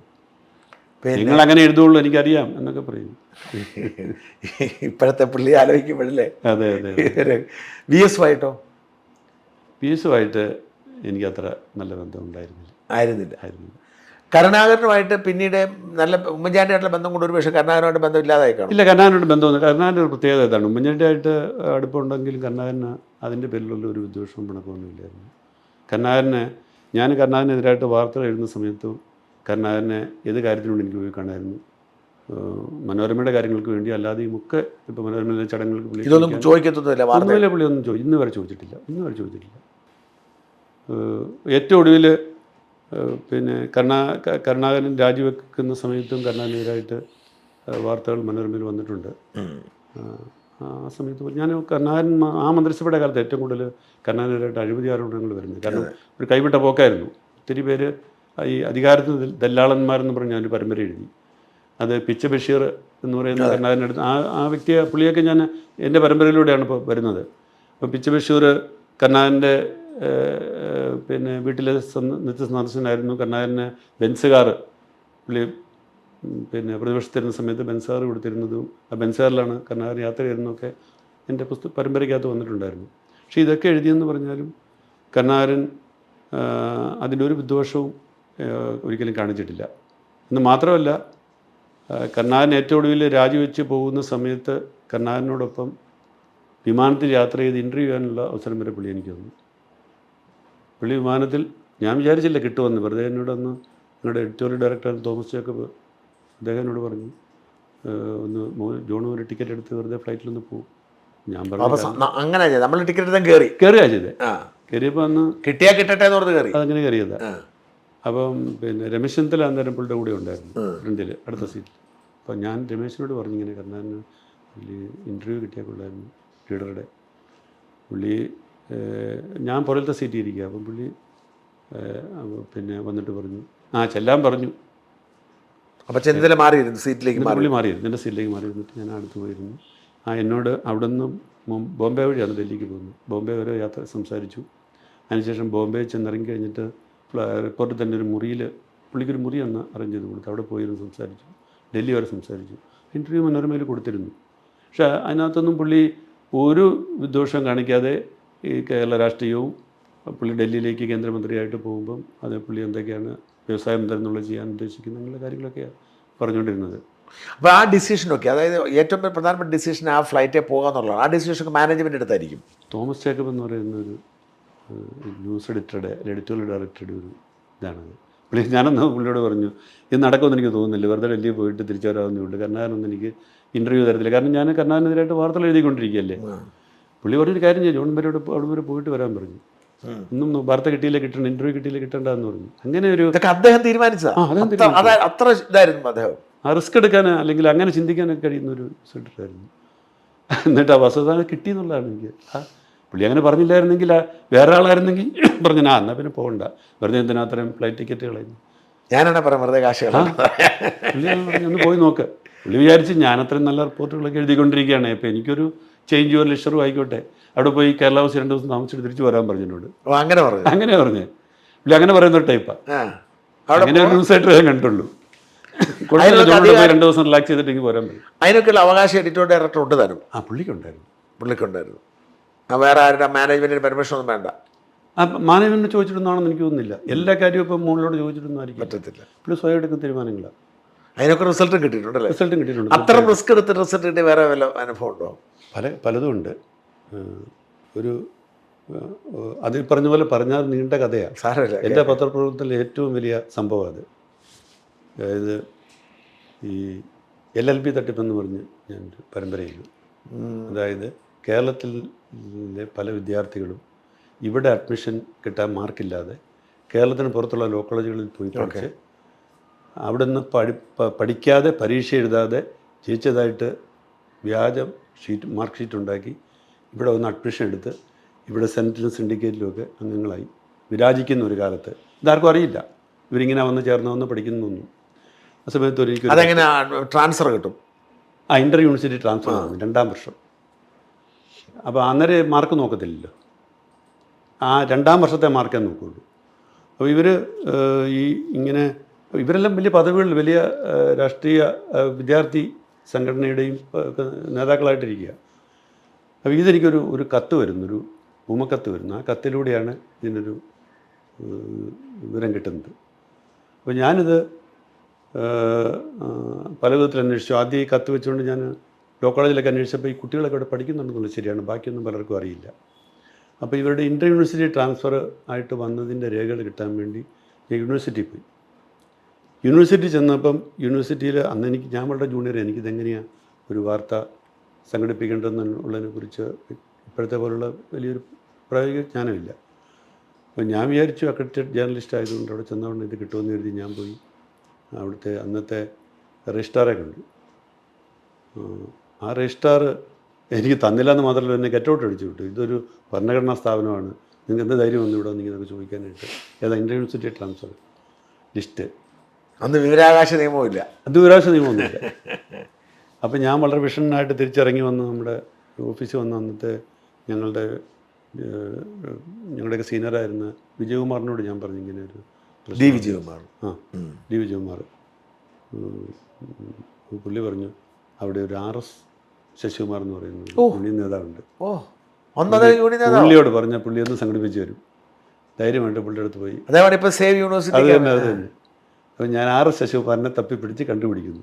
ശശികുമാറിനോട് ഞാൻ പറഞ്ഞത് എനിക്ക് എന്താ വേണ്ടത്? അപ്പോൾ ഞാൻ പറഞ്ഞു ഇങ്ങനെയാണ് ഇൻ്റർ യൂണിവേഴ്സിറ്റിയിൽ ട്രാൻസ്ഫർ വാങ്ങി ഈ കേരള യൂണിവേഴ്സിറ്റിയിൽ അഡ്മിഷൻ മേടിച്ചോണ്ട് ലിസ്റ്റ് വേണം. അതാണോ വലിയ കാര്യം? 24 മണിക്കൂറിനുള്ളിൽ അത് ജോണിൻ്റെ മേശപ്പുറത്ത് ഇതാ വാചകം പുള്ളി പറഞ്ഞു എത്തുമെന്ന്. എന്ന് വെച്ചാൽ ചോദിച്ചു പറഞ്ഞു അത് ഞങ്ങളുടെ യൂണിയൻ്റെ ഒരാളുടെ ഭാര്യയാണ് അവിടെ ഇത് കൈകാര്യം ചെയ്യുന്നത്. 24 മണിക്കൂറിന് പിറ്റേ ദിവസം ഒരു ഉച്ചയ്ക്ക് മുമ്പായിട്ട് പുള്ളി ആ ലിസ്റ്റ് കൊണ്ട് എൻ്റെ മേശപ്പുറത്ത് എനിക്ക് തന്നു. ശശികുമാറിൻ്റെ ആ ഒരു മിടുക്ക് ഞാൻ ആലോചിക്കായിരുന്നു. ഈ ലിസ്റ്റ് എത്തിയില്ലല്ലോ അദ്ദേഹം. ശശികുമാർ ഒരിടത്തും എത്തിയില്ല. സത്യമാണ്. ശശികുമാർ പക്ഷേ ഇന്നിപ്പോൾ ശശികുമാറല്ലേ പല കാര്യങ്ങളും. അപ്പോൾ ഈ ലിസ്റ്റ് അത് ഒരു പുതിയ തേങ്ങ, അത് വെച്ചിട്ടൊന്നും ചെയ്യാൻ പറ്റത്തില്ല. അപ്പോൾ ഞാൻ ഈ തോമസ് ജേക്കബ് സാറിൻ്റെ കാര്യം പറയാൻ വേണ്ടി അപ്പം ഞാൻ പറഞ്ഞു സാർ ആ ലിസ്റ്റ് കിട്ടി, പക്ഷേ ഈ ലിസ്റ്റ് അനുസരിച്ച് ഈ പഠിച്ചവരൊക്കെ അവിടെ പരീക്ഷ പാസ്സാകാതെ വന്നിരിക്കുന്നതാണ് കത്തിൽ പറഞ്ഞിരിക്കുന്നത്, ശരിയാണോ എന്ന് കണ്ടുപിടിക്കണ്ടേ. അപ്പോൾ അതിനെന്താ ഒരു മാർഗം? അവിടെ പോയാലേ മാർഗമുള്ളൂ. പുള്ളി പറഞ്ഞു അത് ജോണിപ്പോൾ അങ്ങോട്ട് നേരെ ചെന്നാൽ അവിടെ നമുക്കൊരു ലേഖനമുണ്ട്. അന്ന് വീക്കാണ്, അത് പത്രത്തിൻ്റെ വീക്കിൻ്റെയും കൂടെ ലേഖനം ഒരാളാണ്. വീക്ക് തുടങ്ങിയ കാലം ബാംഗ്ലൂരില്ല, ബോംബെയിൽ. അപ്പോൾ ബോംബെയിൽ പിന്നെ പോയാലേ ഇത് വിവരം കിട്ടുകയുള്ളൂ എന്ന് പറഞ്ഞു. ബോംബെയിലാണ് ഏറ്റവും കൂടുതൽ കുട്ടികൾ വന്നിരിക്കുന്നത്. പിന്നെ ബാംഗ്ലൂരുണ്ട്, പൂനെയുണ്ട്, ഗോവയുണ്ട്, ഒക്കെ ഉണ്ട്. അപ്പോൾ ഈ ഗോവയിൽ പോകുന്നതിന് മുമ്പായിട്ട് ആദ്യം പിന്നെ ബോംബെക്ക് പോകാൻ വേണ്ടിയിട്ട് ഞാൻ പുള്ളിയുടെ പെർമിഷൻ ചോദിച്ചു. പുള്ളി പറഞ്ഞു ഇങ്ങനെ ബോംബെയിലുള്ള നമ്മുടെ ലേഖകനോട് ചോദിക്കുക. അശോക് റാവു കവി എന്ന് പറഞ്ഞ റിപ്പോർട്ടറായിരുന്നു ഉണ്ടായിരുന്നു. അപ്പം പുള്ളിയോട് ചോദിച്ചിട്ട് പുള്ളിക്ക് ഇത് സംഘടിപ്പിച്ച് തരാൻ പറ്റുമെന്ന് നോക്കട്ടെ എന്ന് പറഞ്ഞു. പുള്ളിക്ക് കൊടുത്തിട്ട് പുള്ളിയെ കൊണ്ടത് പറ്റിയില്ല ലിസ്റ്റ് സംഘടിപ്പിക്കാനൊന്നും. പുള്ളി ഒരു വീക്കിലിയുടെ ഒരാളല്ലേ, പുള്ളി പത്രത്തിൻ്റെ ഇതിലൊന്നും പുള്ളിക്ക് അത്ര എക്സ്പീരിയൻസ് ഇല്ല. അപ്പോൾ അത് ഞാൻ പുള്ളിയോട് പറഞ്ഞു ഇനി ജോൺ പൊക്കോ എന്ന് പറഞ്ഞ് പുള്ളി എനിക്ക് പോകാനുള്ള ഫ്ലൈറ്റ് ടിക്കറ്റൊക്കെ അറേഞ്ച് ചെയ്തു. അവിടെ താമസിക്കാനുള്ള അറേഞ്ച്മെൻറ്റ്സ് എല്ലാം ചെയ്തു. അങ്ങനെ ഞാൻ പോയി. ഞാനവിടെ താമസിച്ച് അവിടുത്തെ ഈ ലോ കോളേജുകളെല്ലാം കയറി ഇറങ്ങി അവിടെ സാവധാന ഭേദദണ്ഡമൊക്കെ നടത്തിയ. കാരണം പലരും ഈ പിള്ളേരുടെ ലിസ്റ്റൊന്നും തയ്യാറല്ല. കാരണം അവർ ഒത്തുകളിച്ചാണ് ഈ പിള്ളേർക്ക് അഡ്മിഷൻ കൊടുക്കുന്നത്. ഈ പിള്ളേരൊന്നും ഇവിടെ പഠിക്കുന്നില്ല, അങ്ങോട്ട് വരുന്ന പോലുമില്ല. ഹാജരൊക്കെ അവിടെ തന്നെ അവരിട്ട് കൊടുത്ത് അവസാനം ഇവർ പാസ്സായതായിട്ട് പിള്ളേർ തന്നെ രേഖയുണ്ടാക്കി അങ്ങനെയാണ് വന്നുകൊണ്ടിരുന്നത്. ഇതെങ്ങനെയാണ് സംഘടിപ്പിക്കാൻ പറ്റിയത്? അപ്പം ഞാനവിടെ ചെന്ന് ഇവരോട് സംസാരിക്കുക. അപ്പം ഒരു സ്ഥലത്ത് ചെന്നപ്പോഴത്തേക്ക് അവർ പറഞ്ഞു ഇത് ഞങ്ങൾക്ക് തരാൻ പറ്റത്തില്ല എന്ന് പറഞ്ഞു. അപ്പം ഞാനപ്പോൾ ഇവർ മനോരമ എന്ന് പറഞ്ഞാൽ അവർക്കൊന്നും അറിയത്തില്ല. അപ്പം ഞാൻ വീക്കിൻ്റെ ലേഖകനാണ്, നിങ്ങൾ തന്നില്ലെങ്കിൽ വീക്കിൽ ലേഖനം എഴുതുമെന്ന് പറഞ്ഞു. നിങ്ങളിതിനകത്ത് കുറ്റവാളികളല്ല, കുറ്റം ചെയ്തത് പിള്ളേരാണ്, പക്ഷേ നിങ്ങൾ തന്നില്ല, നിങ്ങളെതിരായിട്ട് വാർത്ത സംരക്ഷിക്കാൻ ശ്രമിച്ചു. അതൊക്കെ അവിടെ നടന്നു. അത് ഭീഷണിപ്പെടുത്തിയപ്പോൾ അവർ അതിന് വഴങ്ങി. അങ്ങനെ അവർ ആ രജിസ്റ്റർ ഫോട്ടോ കോപ്പി എടുത്ത് എനിക്ക് തന്നു. അപ്പോൾ നോക്കിയപ്പോഴത്തേക്ക് അതിനകത്തൊന്നും ഈ പിള്ളേർ അവിടെ വന്നിട്ടുമില്ല. പേരുണ്ട് ഇവരുടെ, പിന്നെ റോളിൽ പേരുണ്ട്, പക്ഷേ ആരും പരീക്ഷ എഴുതിയിട്ടുമില്ല. പലരും ചിലർ എഴുതിയിട്ടുണ്ട്, പക്ഷേ 1 മാർക്ക് 2 മാർക്കൊക്കെ ആക്ച്വൽ മാർക്ക്. അവസാനം ഇവരെങ്ങനെയാണ് ഒറിജിനൽ പാസ്സായെന്നുള്ള റെക്കോർഡ് ഉണ്ടാക്കുന്നത് കണ്ടുപിടിക്കണമല്ലോ. അപ്പോൾ യൂണിവേഴ്സിറ്റിയിലെ രേഖ എടുത്താലേ പറ്റുള്ളൂ. ഞാൻ യൂണിവേഴ്സിറ്റി റെക്കോർഡ്സ് തപ്പി. അപ്പോൾ അതൊരു 4 നിലയുള്ള വലിയൊരു ബിൽഡിങ്ങാണ് അത്, മുംബൈയിൽ. അവിടെ ഒന്നും ഒരു പരിചയമില്ല. അവിടെ ചെന്ന് ഞാൻ ആദ്യം മലയാളികൾ അവിടെ ആരുണ്ടെന്നുള്ള അന്വേഷിച്ചു, ഉദ്യോഗസ്ഥർ. അന്ന് ഈ ഉള്ളൊരു ഗുണമെന്ന് പറഞ്ഞാൽ ഇനി ചാനലൊക്കെ വരുന്നതിന് മുമ്പേതായതുകൊണ്ട് മനോരമ പത്രത്തിൻ്റെ ലേഖനം എല്ലാവർക്കും വലിയ താല്പര്യമാണ്. അപ്പോൾ ഞാൻ അവിടെ ചെന്നപ്പം ഈ 2 പേരെ ഞാൻ പരിചയപ്പെട്ടു. 2 പേരും വളരെ കാര്യമായിട്ട് എന്നെ സ്വീകരിച്ചു കൊണ്ടുപോയി. വിശ്വസിക്കത്തില്ല പറഞ്ഞ ബോംബെ യൂണിവേഴ്സിറ്റിയുടെ ഏറ്റവും മുകളിലത്തെ നിലയിൽ എൻ്റെ റെക്കോർഡുകൾ കിടക്കുന്ന റൂമുണ്ട്, ഒത്തിരി പഴയ റെക്കോർഡുകളെല്ലാം കിടക്കുന്നത്. അവിടെ പോയി പറഞ്ഞു, അവർ തപ്പിയെടുത്ത് തന്നു, ഇയർ പറഞ്ഞ് അനുസരിച്ച് ഈ കോളേജുകളുടെ രേഖകൾ തപ്പിയെടുത്ത് തന്നു. കംപ്ലീറ്റ് ലിസ്റ്റ് ആ ബുക്കുകളെല്ലാം എൻ്റെ മുന്നിൽ വെച്ചിട്ട് അവരവരുടെ ജോലിക്ക് പോയി. ഞാൻ അവിടെ ഇരുന്ന് ഇതെല്ലാം പകർത്തിയെടുത്ത് അത് കഴിഞ്ഞ് ഗോവ യൂണിവേഴ്സിറ്റിയുടെ കിട്ടി. ഗോവ യൂണിവേഴ്സിറ്റി അന്ന് ബോംബെ യൂണിവേഴ്സിറ്റിയുടെ കീഴിലായിരുന്നു, അതുകൊണ്ട് അതിൻ്റെയും കിട്ടി. അവിടെ നിന്ന് തന്നെ കിട്ടി. ഇതെല്ലാം എടുത്ത് പിന്നെ പൂനെ യൂണിവേഴ്സിറ്റിയുടെ പൂനെ യൂണിവേഴ്സിറ്റിയിലെ പൂനെയിലെ ലോ കോളേജുകളുടെ ഇതും കിട്ടി. ഇതെല്ലാം എടുത്തു. അത് വലിയൊരു അസൗകര്യം. അതാണ് എൻ്റെ രേഖ, ഇത് തെളിയിക്കാനായിട്ട്. കാരണം ഇവരൊന്നും പാസ്സായിട്ടില്ല എന്നുള്ളത്. അപ്പോൾ ഇവർ പാസ്സായെന്നുള്ള രേഖ ഇവിടെ കോളേജിൽ കിടക്കുന്നേ ഉള്ളൂ. അത് ഇവർ വ്യാജന, അതിൻ്റെ കിട്ടിയിട്ടില്ല. പക്ഷേ പാസ്സാകാതെ ഇവർക്ക് അഡ്മിഷൻ കൊടുക്കാൻ പറ്റത്തില്ല. അതുകൊണ്ട് അത് വെച്ചിട്ട് ഞാൻ ഈ 18 പേരന്ന് ഇങ്ങനെ യൂണിവേഴ്സിറ്റി ട്രാൻസ്ഫർ വാങ്ങി കേരളത്തിൽ. അറിയപ്പെടുന്നവരുണ്ടായിരുന്നു. ഇന്ന് ആരെങ്കിലും പിന്നീട് പിന്നെ രാഷ്ട്രീയത്തിലേക്ക് വന്നില്ല. അവരൊക്കെ അതോട് അസ്തമിച്ചു. അന്നത്തെ കാലത്ത് വലിയ അറിയപ്പെടുന്ന കക്ഷികളൊക്കെ ആയിരുന്നത്. അപ്പം പിന്നീട് എന്നോട് CPM-കാർ പലരും കാണുമ്പോൾ പറയും നിങ്ങൾ അവരുടെയൊക്കെ പിന്നെ രാഷ്ട്രീയ ഭാവി നശിപ്പിച്ചെന്നൊക്കെ പറഞ്ഞു. പാർട്ടിക്കാർ CPM-കാരായിരുന്നു. അതിനകത്ത് അധികം CPM-കാർ, അതെനിക്കറിയത്തില്ലായിരുന്നു. SFI-കാരായിരുന്നു. SFI DFI-കാരൊക്കെ ആയിരുന്നു. SFIക്ക് അന്നും സ്വാധീനമുണ്ട്. അപ്പം ഇത് ഞാൻ ഈ വാർത്താ പത്രത്തിൽ വന്ന അന്ന് സത്യം പറഞ്ഞാൽ എൻ്റെ തലേദിവസം ഞാൻ ഉറങ്ങിയിട്ടില്ല. കാരണം 18 പേര് വ്യാജരേഖ ഉണ്ടാക്കി അഡ്മിഷൻ നേടി എന്നുള്ള വാർത്തയാണ് അതിനോട് 1-ാം പേരിൽ അച്ചടിച്ച് വരുന്നത്. ഞാൻ വളരെ ജൂനിയറായിട്ടുള്ള റിപ്പോർട്ടർ. ഇത് പൊളിഞ്ഞാൽ എൻ്റെ കരിയർ അവിടെ തീർന്നു, രക്ഷപ്പെട്ടാലോ വലിയ രക്ഷയുമാണ്. രാത്രി ഞാൻ ഹോട്ടലിൽ കിടന്നിട്ട് ഉറങ്ങിയിട്ടില്ല. പിറ്റേ ദിവസം രാവിലെ ഞാൻ ഓഫീസിലെത്തുന്നു. ഓഫീസിലെത്തിയിട്ട് കോട്ടയത്ത് നിന്ന് വല്ല ഫോൺ കോളും വന്നെന്നാണ് എനിക്കറിയേണ്ടത്. ഒന്നും വന്നിട്ടില്ല. ഒരു 11 മണി ആയപ്പോഴത്തേക്ക് ഞാൻ മാത്യൂസ് വർഗീസ് സാറ്, പുള്ളിയാണെന്ന് അദ്ദേഹത്തെ ഞാൻ വിളിച്ചിട്ട് ഞാൻ ചോദിച്ചു എങ്ങനെയുണ്ട് നമ്മുടെ പ്രതികരണം. അപ്പോൾ എന്നോട് പറഞ്ഞു നമ്മൾ ഈ പേര് കൊടുത്തതിൽ ഒരാൾ അങ്ങേര് പാസ്സായി LLB എടുത്ത് ഹൈക്കോടതി പ്രാക്ടീസ് ചെയ്യുക. അയാൾ മാത്രം വിളിച്ചിട്ട് ഭയങ്കരമായിട്ട് ചൂടായി, നിങ്ങൾ ഇത് തെറ്റാ വാർത്ത കൊടുത്തിരിക്കുന്നത് എങ്ങനെയാണെന്ന് പറഞ്ഞു. ഒരു 17 പേരും ഒരു കോളും വന്നിട്ടില്ല എന്ന് പറഞ്ഞു. അപ്പോൾ എനിക്കൊരു വിശ്വാസമായി. കാരണം ഇതെന്തെങ്കിലും അപകടം ഉണ്ടെങ്കിൽ, എനിക്ക് തെറ്റ് പറ്റിയതാണെങ്കിൽ വേറെയും കോളുകൾ വന്നേനെ. കാരണം അന്ന് മനോരമ വായിക്കാത്തൊരു കുറവാണല്ലോ ആ സമയത്ത്. അപ്പോൾ ഞാൻ ഒരു നിശ്വാസം തീർത്തു. ഉച്ച കഴിഞ്ഞപ്പോൾ ഞാൻ തോമസ് സാറിനെ വിളിച്ചു. തോമസ് സാർ അപ്പം എന്നോട് പറഞ്ഞത്, ഒരു സങ്കടമേ ഉള്ളൂ, ഇവരുടെ ഒന്നും ഫോട്ടോ കൊടുക്കാൻ കയ്യിലില്ലാതെ പോയില്ല. അത് കേട്ടപ്പോൾ എനിക്ക് ആശ്വാസമായി. സാറും അംഗീകരിച്ചു, സ്റ്റോറി വിജയിച്ചു. പിന്നെ ഞാൻ ഇരുന്നിട്ട് അങ്ങനെ തുടർ സ്റ്റോറികൾ എഴുതാൻ തുടങ്ങി. ആ സ്റ്റോറികൾ ഇങ്ങനെ ഈ ഹോസ്റ്റലുകളിലൊക്കെ പോയി, ഇവർ ചിലരൊക്കെ അവിടെ വന്ന് ഹോസ്റ്റലിൽ താമസിച്ചിട്ടുണ്ട്. അപ്പോൾ ഇവരവിടെ വന്നിട്ട് എങ്ങനെയാണ് ഇവർ ഈ വ്യാജരേഖ ഉണ്ടാക്കിയത്, അതൊക്കെ ചിലർ പറഞ്ഞു തന്നു. ഇങ്ങനെ അതിനെ ഉണ്ടാക്കാൻ ഇവിടെ ആളുകളുണ്ട് എന്നൊക്കെ പറഞ്ഞു. അതെല്ലാം വെച്ച് സ്റ്റോറികൾ എഴുതി. പിന്നെ ഞാൻ ഗോവയിൽ പോയി, ബാംഗ്ലൂർ പോയി. അങ്ങനെ ഒരു 2-3 ആഴ്ച കഴിഞ്ഞിട്ടാണ് തിരിച്ച് നാട്ടിലെത്തുന്നത്. പക്ഷെ നാട്ടിലെത്തി കഴിഞ്ഞപ്പോൾ എനിക്കുണ്ടായൊരു സംഭവം, ഞാനിവിടെ വലിയ അഭിനന്ദനമൊക്കെ പ്രതീക്ഷിച്ച് ഇവിടെ വരുമ്പോൾ ഉള്ള സംഭവം എന്താ, LDF ഭരിക്കുന്ന കാലമാണ്. അവരെടുത്തത് ഇതിനകത്ത് ഭൂരിപക്ഷം പേര് SFIക്കാർ. അത് ഞാൻ അറിഞ്ഞില്ല. KSUക്കാരുണ്ട് കുറച്ച് പേര്. അപ്പോൾ ഇത് അവരുടെ ആളുകളെ, നേതാക്കളെ തകർക്കാൻ വേണ്ടി, നശിപ്പിക്കാൻ വേണ്ടി മനോരമ പ്ലാൻ ചെയ്ത ഒരു സ്റ്റോറിയാണ് എന്നുള്ള മട്ടിൽ അവരതിനെ അങ്ങനെ തിരിച്ചു. അങ്ങനെ ക്യാമ്പയിനായി. അപ്പോൾ ഇവരാദ്യം പറഞ്ഞിരുന്നതിനെക്കുറിച്ച് അന്വേഷിക്കും, ക്രൈംബ്രാഞ്ച് അന്വേഷിക്കും പറഞ്ഞു പത്രത്തിൽ വാർത്ത വന്ന. പിന്നെ വിദ്യാഭ്യാസ മന്ത്രി പ്രഖ്യാപിച്ചു ഒരു അന്വേഷണവും. ചന്ദ്രശേഖരനാണ് പുള്ളി, CPMൻ്റെ അടുത്ത ആളാണ്, ജനതയാണെങ്കിലും പുള്ളി പ്രഖ്യാപനം അന്വേഷണം ഇല്ലയെന്നങ്ങ് പ്രഖ്യാപിച്ചു. പിന്നെ എനിക്കത് പിന്നെ ഒരു പ്രശ്നമായി. എങ്ങനെയായാലും നമുക്കിത് അന്വേഷണം പ്രഖ്യാപിച്ച് അടങ്ങും. ഞാൻ എല്ലാ ദിവസവും ഈ വാർത്ത എഴുതാൻ തുടങ്ങി, ഇത് ഞാൻ എഴുതിയത് ശരിയാണെന്ന് സ്ഥാപിക്കാൻ വേണ്ടി. അങ്ങനെ എഴുതി അവസാനം പുള്ളിക്ക് അന്വേഷണം പ്രഖ്യാപിക്കേണ്ടി വന്നു. ഇൻ്റർ യൂണിവേഴ്സിറ്റി ട്രാൻസ്ഫർ സ്റ്റോപ്പ് ചെയ്തു. അങ്ങനെ ഐ വാസ് പ്രൂവ്ഡ്. വളരെ ശ്രമിച്ചിട്ട് ആ വാർത്ത ശരിയാണെന്ന് സ്ഥാപിച്ചെടുത്തു. അത്തരം അന്വേഷണങ്ങളൊന്നും ഇപ്പോൾ നടക്കത്തില്ല. ഇപ്പോൾ അതിൻ്റെ ആവശ്യമില്ല. ഇപ്പോൾ ഒന്നിൽ വിവരാവകാശ കമ്മീഷനെ സമീപിച്ചാൽ തന്നെ മിക്കവാറും വിവരങ്ങളൊക്കെ കിട്ടും. അല്ലെങ്കിൽ മാത്രമല്ല, എനിക്ക് തോന്നുന്നു ഇപ്പോൾ ഒരു അന്വേഷണാത്മക റിപ്പോർട്ടുകളൊന്നും വരുന്നില്ല. വേണ്ട ഇതിനകത്ത് ഒരു ദിവസം ആയുസുള്ള വാർത്തകൾ മതിയല്ലോ. ഇപ്പം അങ്ങനല്ലേ, ഒരു ചാനലിലോ വാർത്തകളിലൊന്നും അന്വേഷണം നടക്കുന്നില്ല. ഞാനിപ്പോൾ പറയുമ്പോൾ എത്രയോ ഇത്തരം സൂചനകൾ എനിക്ക് വരാറുണ്ട്, ഫോണിലൂടെയും കത്തിലൂടെയും ഒക്കെ വരാറുണ്ട്. പക്ഷെ നമുക്കൊന്നും ഫോളോ ചെയ്യാനോ കണ്ടെത്താനൊന്നും പറ്റില്ല. കാരണം ഇങ്ങനെ ദിവസങ്ങളെടുത്തൊരു വാർത്ത ചെയ്യാൻ പറ്റത്തില്ല. കാരണം നമ്മളിതിങ്ങനെ അന്വേഷിച്ച് പോകുന്നതിനിടയ്ക്ക് അതിൻ്റെ മുക്കും മൂലയും കിട്ടുന്ന ഒരാൾ അതെടുത്ത് കൊടുക്കും. നമ്മളിത് സ്ഥാപിച്ചെടുക്കില്ല. നമ്മളിതൊരു വാർത്ത നമ്മൾ ശരിയാണെന്ന് എസ്റ്റാബ്ലിഷ് ചെയ്യാത്തക്ക രീതിയിൽ തെളിവുണ്ടാക്കുക. എനിക്കിപ്പോൾ ഈ അടുത്ത കാലത്ത് ഇവിടുത്തെ ഒരു പ്രമുഖ ഒരു വലിയ വ്യവസായ സ്ഥാപനവുമായി ബന്ധപ്പെട്ട് കുറേ ഫയൽ ഇവിടെ കൊണ്ട് തന്നിരിക്കുകയാണ്. ഒരു 2 ആഴ്ചയായി. പക്ഷെ ബാക്കി പണി കഴിഞ്ഞിട്ട് ഈ ഫയലൊന്നും തുറന്ന് നോക്കാമെന്ന് പറ്റാൻ ഞാൻ എൻ്റെ മേശപ്പുറത്ത് വെച്ചിരിക്കുകയാണ്, മറന്നു പോകാതിരിക്കാൻ വേണ്ടിയിട്ട്. പക്ഷേ നോക്കാൻ പറ്റുന്നില്ല. നമ്മൾ ഈ ദൈനംദിന പരിപാടിയോട് പോകുമ്പോഴേ വെരി ഇൻട്രസ്റ്റിങ്. അതുപോലെ തന്നെ മനോരമയുടെ ഇങ്ങനെ ഒരു സപ്പോർട്ടുണ്ട്. ഇത് നമ്മളൊരു കാര്യത്തിൽ അതിൻ്റെ എക്സ്പെൻസ് ഒന്നും അവർ നോക്കത്തില്ല അല്ലേ? ഇല്ല. മനോരമയ്ക്ക് അങ്ങനെ ഒരു ഗുണമുണ്ട്. ഒരു വാർത്തയുടെ പിന്നാലെ പരിപാടി പോവുകയാണെങ്കിൽ അതിന് എല്ലാ പിന്തുണയും. പ്രത്യേകിച്ച് നമുക്കറിയാമല്ലോ, നമ്മളൊരു പത്രമാണെങ്കിലും ഒരു ഏത് മീഡിയ ആണെങ്കിലും നമ്മളൊരു റിപ്പോർട്ടർ, ഒരു അന്വേഷണാത്മക റിപ്പോർട്ടിന് ഇറങ്ങിക്കഴിഞ്ഞാൽ അത് അയാളുടെ സ്വന്തം റിസ്ക്കാണ്.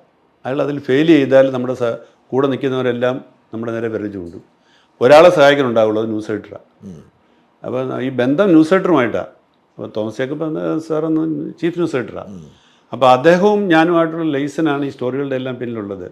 അപ്പോൾ അദ്ദേഹം പിന്നെ പറയും ധൈര്യമായിട്ട് മുന്നോട്ട് പോക്കൂ, അപ്പോൾ അതിൻ്റെ എക്സ്പെൻസ് ഒന്നും നോക്കണ്ട, അങ്ങനെ പുള്ളി എനിക്ക് പ്രോത്സാഹനം തരും. അങ്ങനെ ആ ഒരു ധൈര്യത്തിലാണ് പോയിക്കൊണ്ടിരുന്നത്. നമുക്കൊരു താങ്ങ് പുറകിൽ ഒരാളുണ്ട് എന്ന് നമുക്ക് ബുദ്ധിയായി. പിന്നെ പാളിയ സഹപ്രവർത്തകർക്കിടയിൽ ഭിന്നതയുള്ളവരൊക്കെ ഉണ്ടാവും.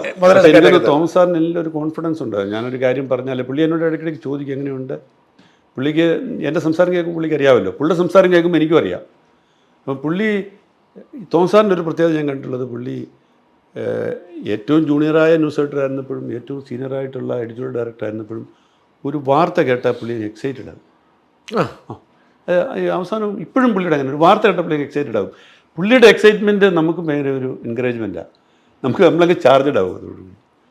അങ്ങനെ ഒരു പ്രത്യേകതയുള്ള മനുഷ്യനാണ്. പക്ഷെ ഞാൻ ആ കാലം കഴിഞ്ഞില്ലേ, ഈ വാർത്ത കഴിഞ്ഞു പോയി ഇല്ലേ? ഇപ്പൊ എന്നാ സംഭവിക്കുന്ന കാര്യങ്ങൾ ഒന്ന് ചാനലിൽ വരുന്നുള്ളൂ. അത്രേ ഉള്ളൂ. പക്ഷെ ഇതൊക്കെ ചരിത്രമാണല്ലോ ഇതൊക്കെ. അതെ. ഇന്നത്തെ ജേർണലിസ്റ്റുകളോട് പറഞ്ഞവരൊക്കെ ചിരിക്കും. ഒരു മാസമൊക്കെ ഒരു വാർത്ത ചെയ്യുക, അല്ലെങ്കിൽ ഒരു മാസം ഒരു വാർത്തയുടെ പുറകെ നടക്കുക, അതൊക്കെ അന്ന് നടക്കുക. ഈ മനോരമയുടെ റിട്ടയർമെൻറ്റ് പ്രായം എത്ര? റിട്ടയർമെൻറ്റ് പ്രായം 58. പക്ഷെ അത് കഴിഞ്ഞ് അവർ സാറിന് എക്സ്റ്റൻഷൻ തന്നല്ലേ? എനിക്ക് കിട്ടി. അതെങ്ങനെ അതിന് മാനദണ്ഡം എന്താ? അങ്ങനൊന്നുമില്ല. അല്ല അത് പിന്നെ എല്ലാവർക്കും എക്സ്റ്റൻഷൻ കൊടുക്കാറുണ്ട്. ചിലർക്ക് കൂടുതൽ കാലം, ചിലർക്ക് കുറച്ച് കാലം. അത് അവസാനത്തെ സാലറി തുടരുവാണോ? അവസാനത്തെ സാലറി തുടരുവാണോ? അങ്ങനെ അവസാനത്തെ സാലറിയും കുറച്ച് ആനുകൂല്യങ്ങൾ കൂടുതലും കിട്ടും. ആണോ? എക്സ്റ്റൻഷൻ കഴിയുമ്പോൾ. റിട്ടയർമെന്റ് കഴിഞ്ഞാൽ മനോരമ മാത്രമേ ചെയ്യത്തുള്ളൂ അല്ലേ? മറ്റൊരു മനോരമയിൽ ജോലി ചെയ്യുന്ന അന്തരീക്ഷമാണ് നമുക്ക് ഒരു മനോരമയിലെ ജോലി എങ്ങനെയാണ്? മനോരമയുടെ ജോലിയുടെ അന്തരീക്ഷം എന്തായാലും ഞാൻ ജോലി ചെയ്തിരുന്ന കാലത്ത് വളരെ നല്ലൊരു അന്തരീക്ഷമായിരുന്നു.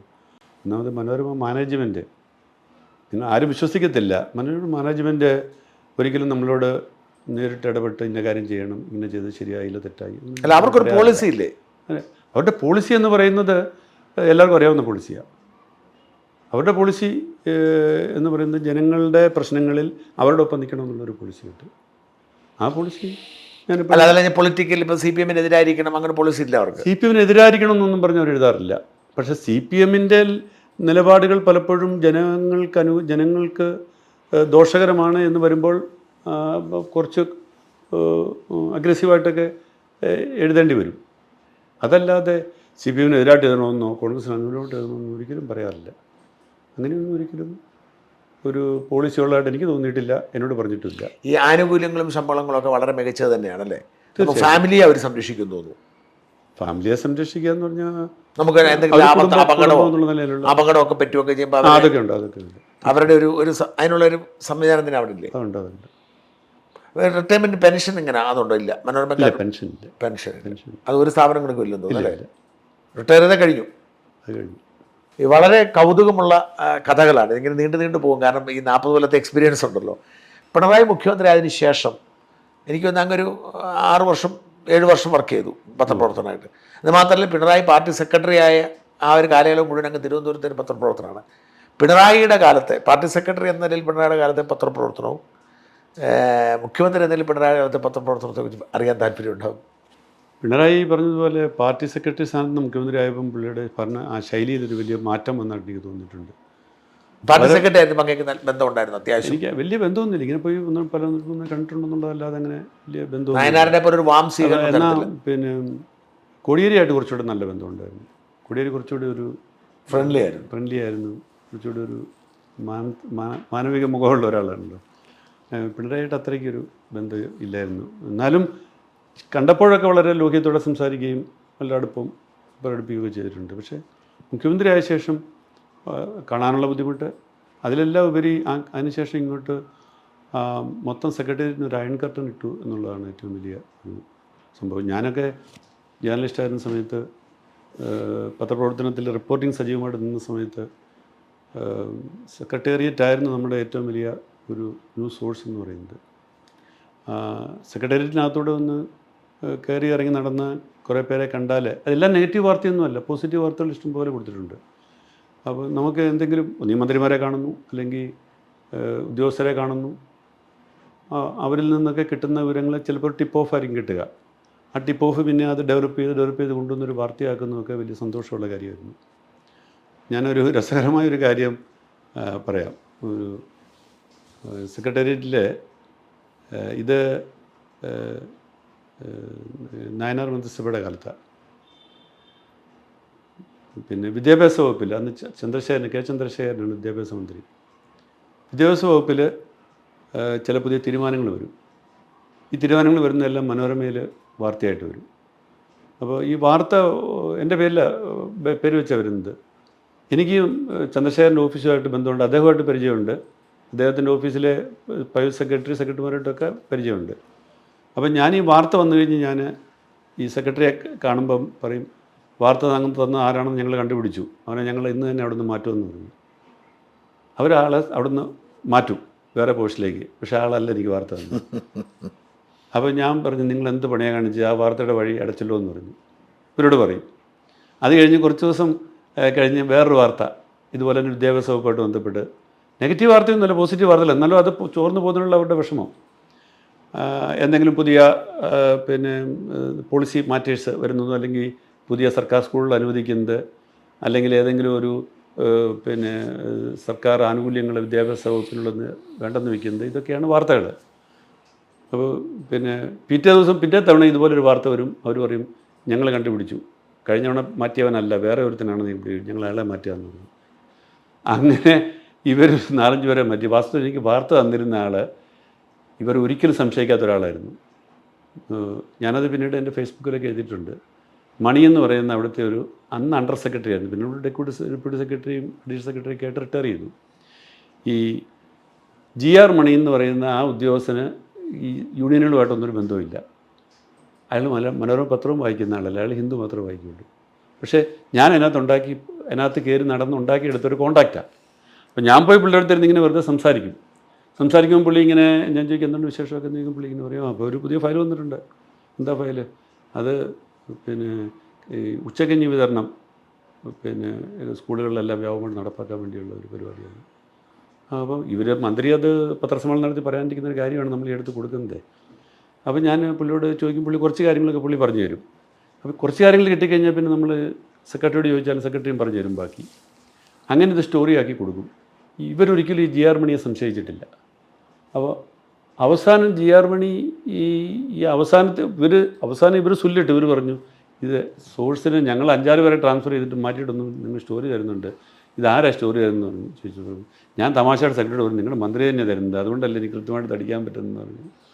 അങ്ങനെ GR മണി അവിടുന്ന് പിന്നെ വിദ്യാഭ്യാസ വകുപ്പിൽ നിന്ന് മാറിക്കഴിഞ്ഞപ്പോഴാണ് ഈ സ്റ്റോറി നിന്നത്. പിന്നെ എനിക്ക് കിട്ടിയിട്ടില്ല. അപ്പോൾ മണിയായിട്ട് ഞാൻ പിന്നീട് ഈയിടെ റിട്ടയർ ചെയ്ത് കഴിഞ്ഞിട്ട് ആ കഥകളൊക്കെ പറഞ്ഞു. അപ്പോൾ മണി ഞാനന്ന് ഫേസ്ബുക്കിൽ എഴുതി, മണി ഇത് പിന്നെ മലയാളം പത്രം മനോരമ വായിക്കുന്നില്ലായിരുന്നു, മണി അതുകൊണ്ട് ഇത് അറിഞ്ഞിട്ടുമില്ല പത്രത്തിൽ വരുന്ന കാര്യം, അതെനിക്ക് സൗകര്യമായെന്ന് എഴുതി. മണി എന്നെ വിളിച്ചിട്ട് പറഞ്ഞു, അത് മാത്രം ജോണിന് തെറ്റിപ്പോയി, ഞാനിതൊക്കെ ലൈബ്രറിയിൽ പോയിരുന്നു, മനോരമ വായിക്കുന്നുണ്ടായിരുന്നു, ഞാനിത് വായിക്കുന്നുണ്ടെന്നും അറിയുന്നുണ്ട്, ഇവർ നിങ്ങളോട് പറയാതിരുന്നതാണ്.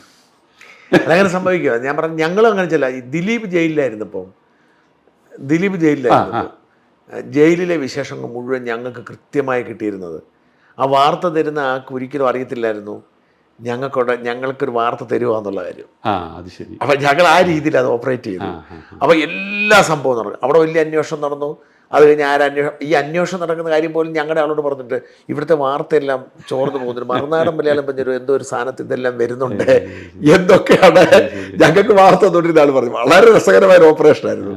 അവരത് ചൊല്ലിട്ടു. കാരണം ഈ വാർത്ത തരുന്ന ആൾക്ക് അറിയത്തില്ലായിരുന്നു ഞങ്ങൾക്ക് വാർത്ത തരുമോന്നുള്ള കാര്യം. ഞങ്ങൾ ആ ഒരു ഓപ്പറേഷൻ പലപ്പോഴും എനിക്ക് തന്നെ അനുഭവം ഉണ്ടായിട്ടുണ്ട്. കാരണം അവർ നമ്മളോട് ഇതെല്ലാം തുറന്നങ്ങ് പറയും. പറയുമ്പോൾ നമ്മളൊരു മീഡിയയുടെ സംസാരിക്കുന്നുള്ള വിവരം ഒന്നിൽ മീഡിയ ആണെന്ന് അറിയില്ല, അല്ലെങ്കിൽ ഞങ്ങൾ വേറൊരാളെ ഓപ്പറേറ്റ് ചെയ്യിപ്പിച്ച് വേറെ രീതിയിൽ കണക്ഷൻ ഇവിടെയാണ് ഇയാളോട് കോൺടാക്ട് സംസാരിക്കുന്നത്. ദിലീപിന്റെ ഒരു കട്ട ഫാനാണ്, ദിലീപിന് എന്ത് സംഭവിക്കുന്ന അറിയാൻ ഞങ്ങളെ ആൾ കോൺടാക്ട് ചെയ്യുന്നത്. അപ്പൊ അവിടുത്തെ മുഴുവൻ വിശേഷം പറയുമല്ലോ, വന്നതും പോയതും സംസാരിച്ചൊക്കെ പറയുമല്ലോ. അത്തരം സംഭവങ്ങൾ ഇഷ്ടം പോലെ ഉണ്ട് എനിക്ക്. ഇത് പക്ഷേ മീഡിയ മാൻ ആണെന്ന് അറിഞ്ഞുകൊണ്ട് സംസാരിച്ചിട്ടും പുള്ളി ഇത് അറിയുന്നില്ല എന്ന് ഞാൻ ധരിച്ചിരുന്നത്. പക്ഷേ പുള്ളിക്ക് അറിയാമായിരുന്നു എന്നാണ് പുള്ളി എന്നോട് പറയുന്നത്. പുള്ളി അറിഞ്ഞില്ല എന്ന് ഭാവിച്ചാണെന്ന്. അപ്പോൾ അങ്ങനെ GR മണി വസതി ഇതിപ്പോൾ ഇത്രയും സാധാരണയിൽ സോഴ്സ് വെളിപ്പെടുത്താൻ പാടില്ല എന്ന്, പക്ഷേ ഇത്രയും വർഷം കഴിഞ്ഞുകൊണ്ടും പുള്ളി റിട്ടയർ ചെയ്തുകൊണ്ടും പുള്ളിക്കത് വലിയ സന്തോഷമായി. ഇപ്പോൾ ഞാൻ എഴുതിയപ്പം ഞാൻ പറഞ്ഞ പിണറായിയുടെ കാലത്ത് ബുദ്ധിമുട്ടുകൾ അനുഭവിച്ചിട്ടുണ്ടോ എന്തെങ്കിലും? ഈ വാർത്ത സെക്രട്ടേറിയറ്റ് കയറാൻ വയ്യാത്ത സാഹചര്യം ഉണ്ടായി അല്ലേ? അതെ. അല്ലാതെ ബുദ്ധിമുട്ടുകൾ എനിക്കങ്ങനെ ഈ വാർത്ത കിട്ടുന്നില്ല എന്നുള്ളതാണ് ഏറ്റവും വലിയ ബുദ്ധിമുട്ട്. ഒരു പത്രലേഖനം സംബന്ധിച്ച് അവർ വാർത്ത കിട്ടാത്തതാണ് ഏറ്റവും വലിയ ബുദ്ധിമുട്ട്. ആ രീതിയിൽ പിണറായി വല്ലാതെ ബുദ്ധിമുട്ടിച്ചിട്ടുണ്ട്. അതായത് സെക്രട്ടേറിയറ്റ് ആർക്കും കയറാൻ വയ്യാത്ത സാഹചര്യം. കയറാൻ വയ്യ. ഒരാളെ കാണാൻ പോകണമെങ്കിൽ അക്രഡിറ്റേഷൻ ഒന്നൊരു വിലയില്ലാതെ പോയി. അക്രഡിറ്റേഷൻ കൊണ്ട് കാണിച്ചാൽ പറയുന്നത് കൈ ഇരിക്കട്ടെന്ന് പറയും. മോളിൽ നിന്ന് വിളിച്ച് പറഞ്ഞാലേ കയറാൻ പറ്റത്തുള്ളൂ. ആ മോളിൽ നിന്ന് വിളിച്ച് പറഞ്ഞാൽ ഗേറ്റ് തൊട്ട് പറയണം. ആ ഗേറ്റിൽ ചെന്ന് നമ്മൾ ക്യൂ നിന്ന് അവിടെ നിന്ന് കാത്ത് നമ്മൾ ആരെ കാണാൻ പോകുന്ന മാത്രമല്ല, നമ്മൾ കാണാൻ പോകുന്ന ഒരാളെ മാത്രമേ കാണാൻ പറ്റുള്ളൂ. അങ്ങനെയാ. വേറെ ആരെയും കാണാൻ പാടില്ല. ആ ആളെ കാണാൻ പോകുന്ന സമയത്ത് ആളെ എനിക്ക് മോണിറ്റർ ചെയ്യുന്നുണ്ടാവും, വേറെ ആരെങ്കിലും നമ്മൾ കാണുന്നുണ്ടോ എന്നുള്ളത് വരും. അപ്പോൾ അത് കൃത്യമായും വേറെ ആരും കാണരുത്, ഒരു വാർത്തയും ചോർന്നു പോരുന്നുള്ള. എന്നാൽ ഇതൊക്കെയാണെന്ന് പറഞ്ഞാലും വാർത്തകൾ എവിടെയൊന്നും ചോരുന്നില്ലേ? ഉണ്ട്. കാരണം വാർത്ത എടുക്കണമെന്ന് വെച്ചാൽ പറ്റും. ഞാൻ പിന്നെ ആ റിപ്പോർട്ടിംഗ് ലെവലിൽ നിന്ന് മാറി ബ്യൂറോ ചീഫൊക്കെ ആയതുകൊണ്ട് ഞാൻ പിന്നെ ആ രീതിയിൽ അങ്ങനെ ശ്രമിച്ചിട്ടില്ല എന്നേ ഉള്ളൂ. അല്ല, ഞാൻ അതും ചെയ്തേനെ. അല്ല, നമുക്ക് ഇതിൻ്റെ വിവരങ്ങളൊക്കെ ഇവർ വീട്ടിൽ പിന്നെ ഓഫീസിൽ നിന്ന് പുറത്ത് വന്ന് നമുക്ക് എടുക്കാമല്ലോ. പിണറായി വിജയൻ്റെ ഓഫീസിൽ നിന്ന് പോലും ഞങ്ങൾക്ക് വാർത്ത കിട്ടിയിട്ടുണ്ട്.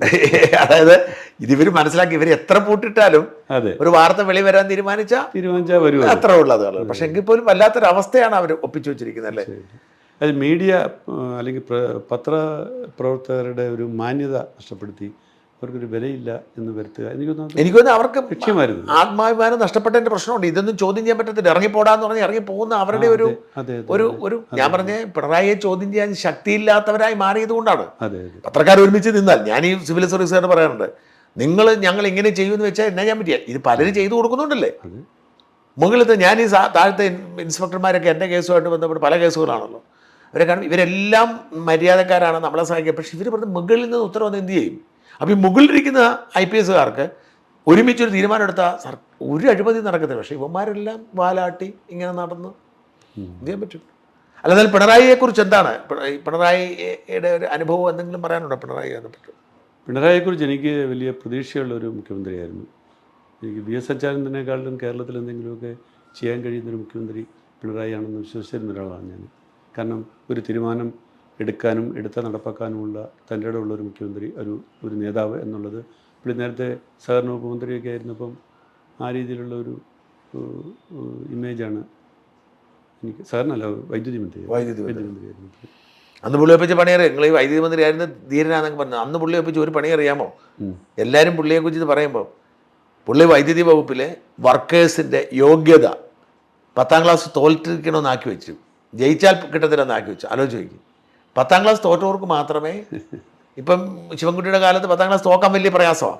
ഈ തോക്കുന്നത് ഈ KCBയുടെ ഏതെങ്കിലും തരത്തിൽ ബന്ധമുള്ളവരുടെ പിള്ളേരാണ്.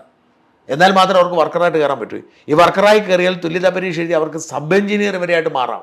1.5 ലക്ഷം ഒരു ശമ്പളം കിട്ടാം. ഇതൊക്കെ അന്ന് പിണറായി ഒപ്പിച്ച പണിയാണ്. പലരും മനസ്സിലാക്കുക ശമ്പളത്തെ കുറിച്ച് ഞാൻ പറഞ്ഞിട്ടുണ്ട്. അല്ല, എന്നിട്ട് ആ പ്രതീക്ഷ മുഴുവൻ നഷ്ടപ്പെടുത്തി അല്ലേ അദ്ദേഹം മുഖ്യമന്ത്രി ആയപ്പോൾ? മുഖ്യമന്ത്രിയായപ്പോൾ പ്രതീക്ഷ എനിക്ക് നഷ്ടപ്പെട്ടു. കാരണം ഒന്ന് ഏറ്റവും എനിക്ക് ഇഷ്ടപ്പെടാത്ത സംഗതി ഇതാണ്, മീഡിയയുടെ സ്വാതന്ത്ര്യം ഹനിച്ചു എന്നുള്ളത് വലിയ വിഷമമായിപ്പോയി. രണ്ടാമത് പുള്ളിയായിട്ടുള്ള കമ്മ്യൂണിക്കേഷൻ ഇല്ല. ഒരു മുഖ്യമന്ത്രിയായിട്ട് മാധ്യമങ്ങൾക്ക് ഒരു കമ്മ്യൂണിക്കേഷൻ വേണ്ടേ, അത് നഷ്ടപ്പെട്ടു. പിന്നെ എല്ലാം ഒരു ഡിക്റ്ററ്റോറിയൽ രീതിയിൽ പോകുന്നതായിട്ട് തോന്നി. അതൊക്കെ എനിക്ക് തോന്നുന്നു പുള്ളിക്ക് ഏറ്റവും വലിയ ദോഷം ചെയ്ത കാര്യങ്ങൾ അത് തന്നെയാണ്. എന്തുകൊണ്ടാണ് പുള്ളി ആ ശൈലി അങ്ങ് സ്വീകരിച്ച് അങ്ങനെ മുന്നോട്ട് പോയി എന്താണ് എനിക്ക് തോന്നുന്നത്. അവസാനത്തെ ഒറ്റ ചോദ്യം കൂടി മാത്രം, ചാര കേസിലെ റിപ്പോർട്ടിംഗ് വേണ്ടായിരുന്നു എന്ന് പിന്നീട് തോന്നിയിട്ടുണ്ടോ? ഒരിക്കലും തോന്നിയിട്ടില്ല. ചാര കേസ് വളരെയേറെ മനോരമയും വളരെയേറെ എന്നെ തെറ്റിദ്ധരിച്ച ഒരു സംഭവമാണത്. ആ തെറ്റിദ്ധാരണ തിരുത്താൻ വേണ്ടി ഞാൻ ചാരക്കേസിനെ കുറിച്ചൊരു പുസ്തകം എഴുതിയിട്ടുണ്ട്. ആ പുസ്തകം റെഡിയാണ്. അത് റിട്ടയർ ചെയ്തിട്ട് പബ്ലിഷ് ചെയ്യാൻ വേണ്ടി ഞാൻ വെച്ചുകൊണ്ടിരുന്നതാണ്. അതിനിടയ്ക്ക് സോളാർ വന്നുകൊണ്ട് ചെയ്യാതെ പോയതാണ്. ആ പുസ്തകം പുറത്തു വരുമ്പോൾ ശരിക്കും ചാരക്കേസിൽ എന്താ സംഭവിച്ചെന്നുള്ളതും കൃത്യമായിട്ട് വരും. ചാരക്കേസിൽ എൻ്റെ നിലപാട് എന്തായിരുന്നു എന്നുള്ളതും അതിനകത്ത് വരും. ഇപ്പം നമ്മളിത് ഒറ്റ ചോദ്യത്തിന് ഉത്തരവായിട്ട് അത് പറയാൻ പറ്റില്ല. നേരത്തെ ചോദിച്ച ചോദ്യം ചാരക്കേസ് റിപ്പോർട്ട് ചെയ്തതിൽ കുറ്റബോധം തോന്നിയിട്ടുണ്ടോയെന്ന് വേണ്ടായിരുന്നു, ഒരിക്കലുമില്ല. ചാരക്കേസിൽ ഞാൻ റിപ്പോർട്ട് ചെയ്തതെല്ലാം അങ്ങേയറ്റം സത്യസന്ധമായിട്ടാണ്.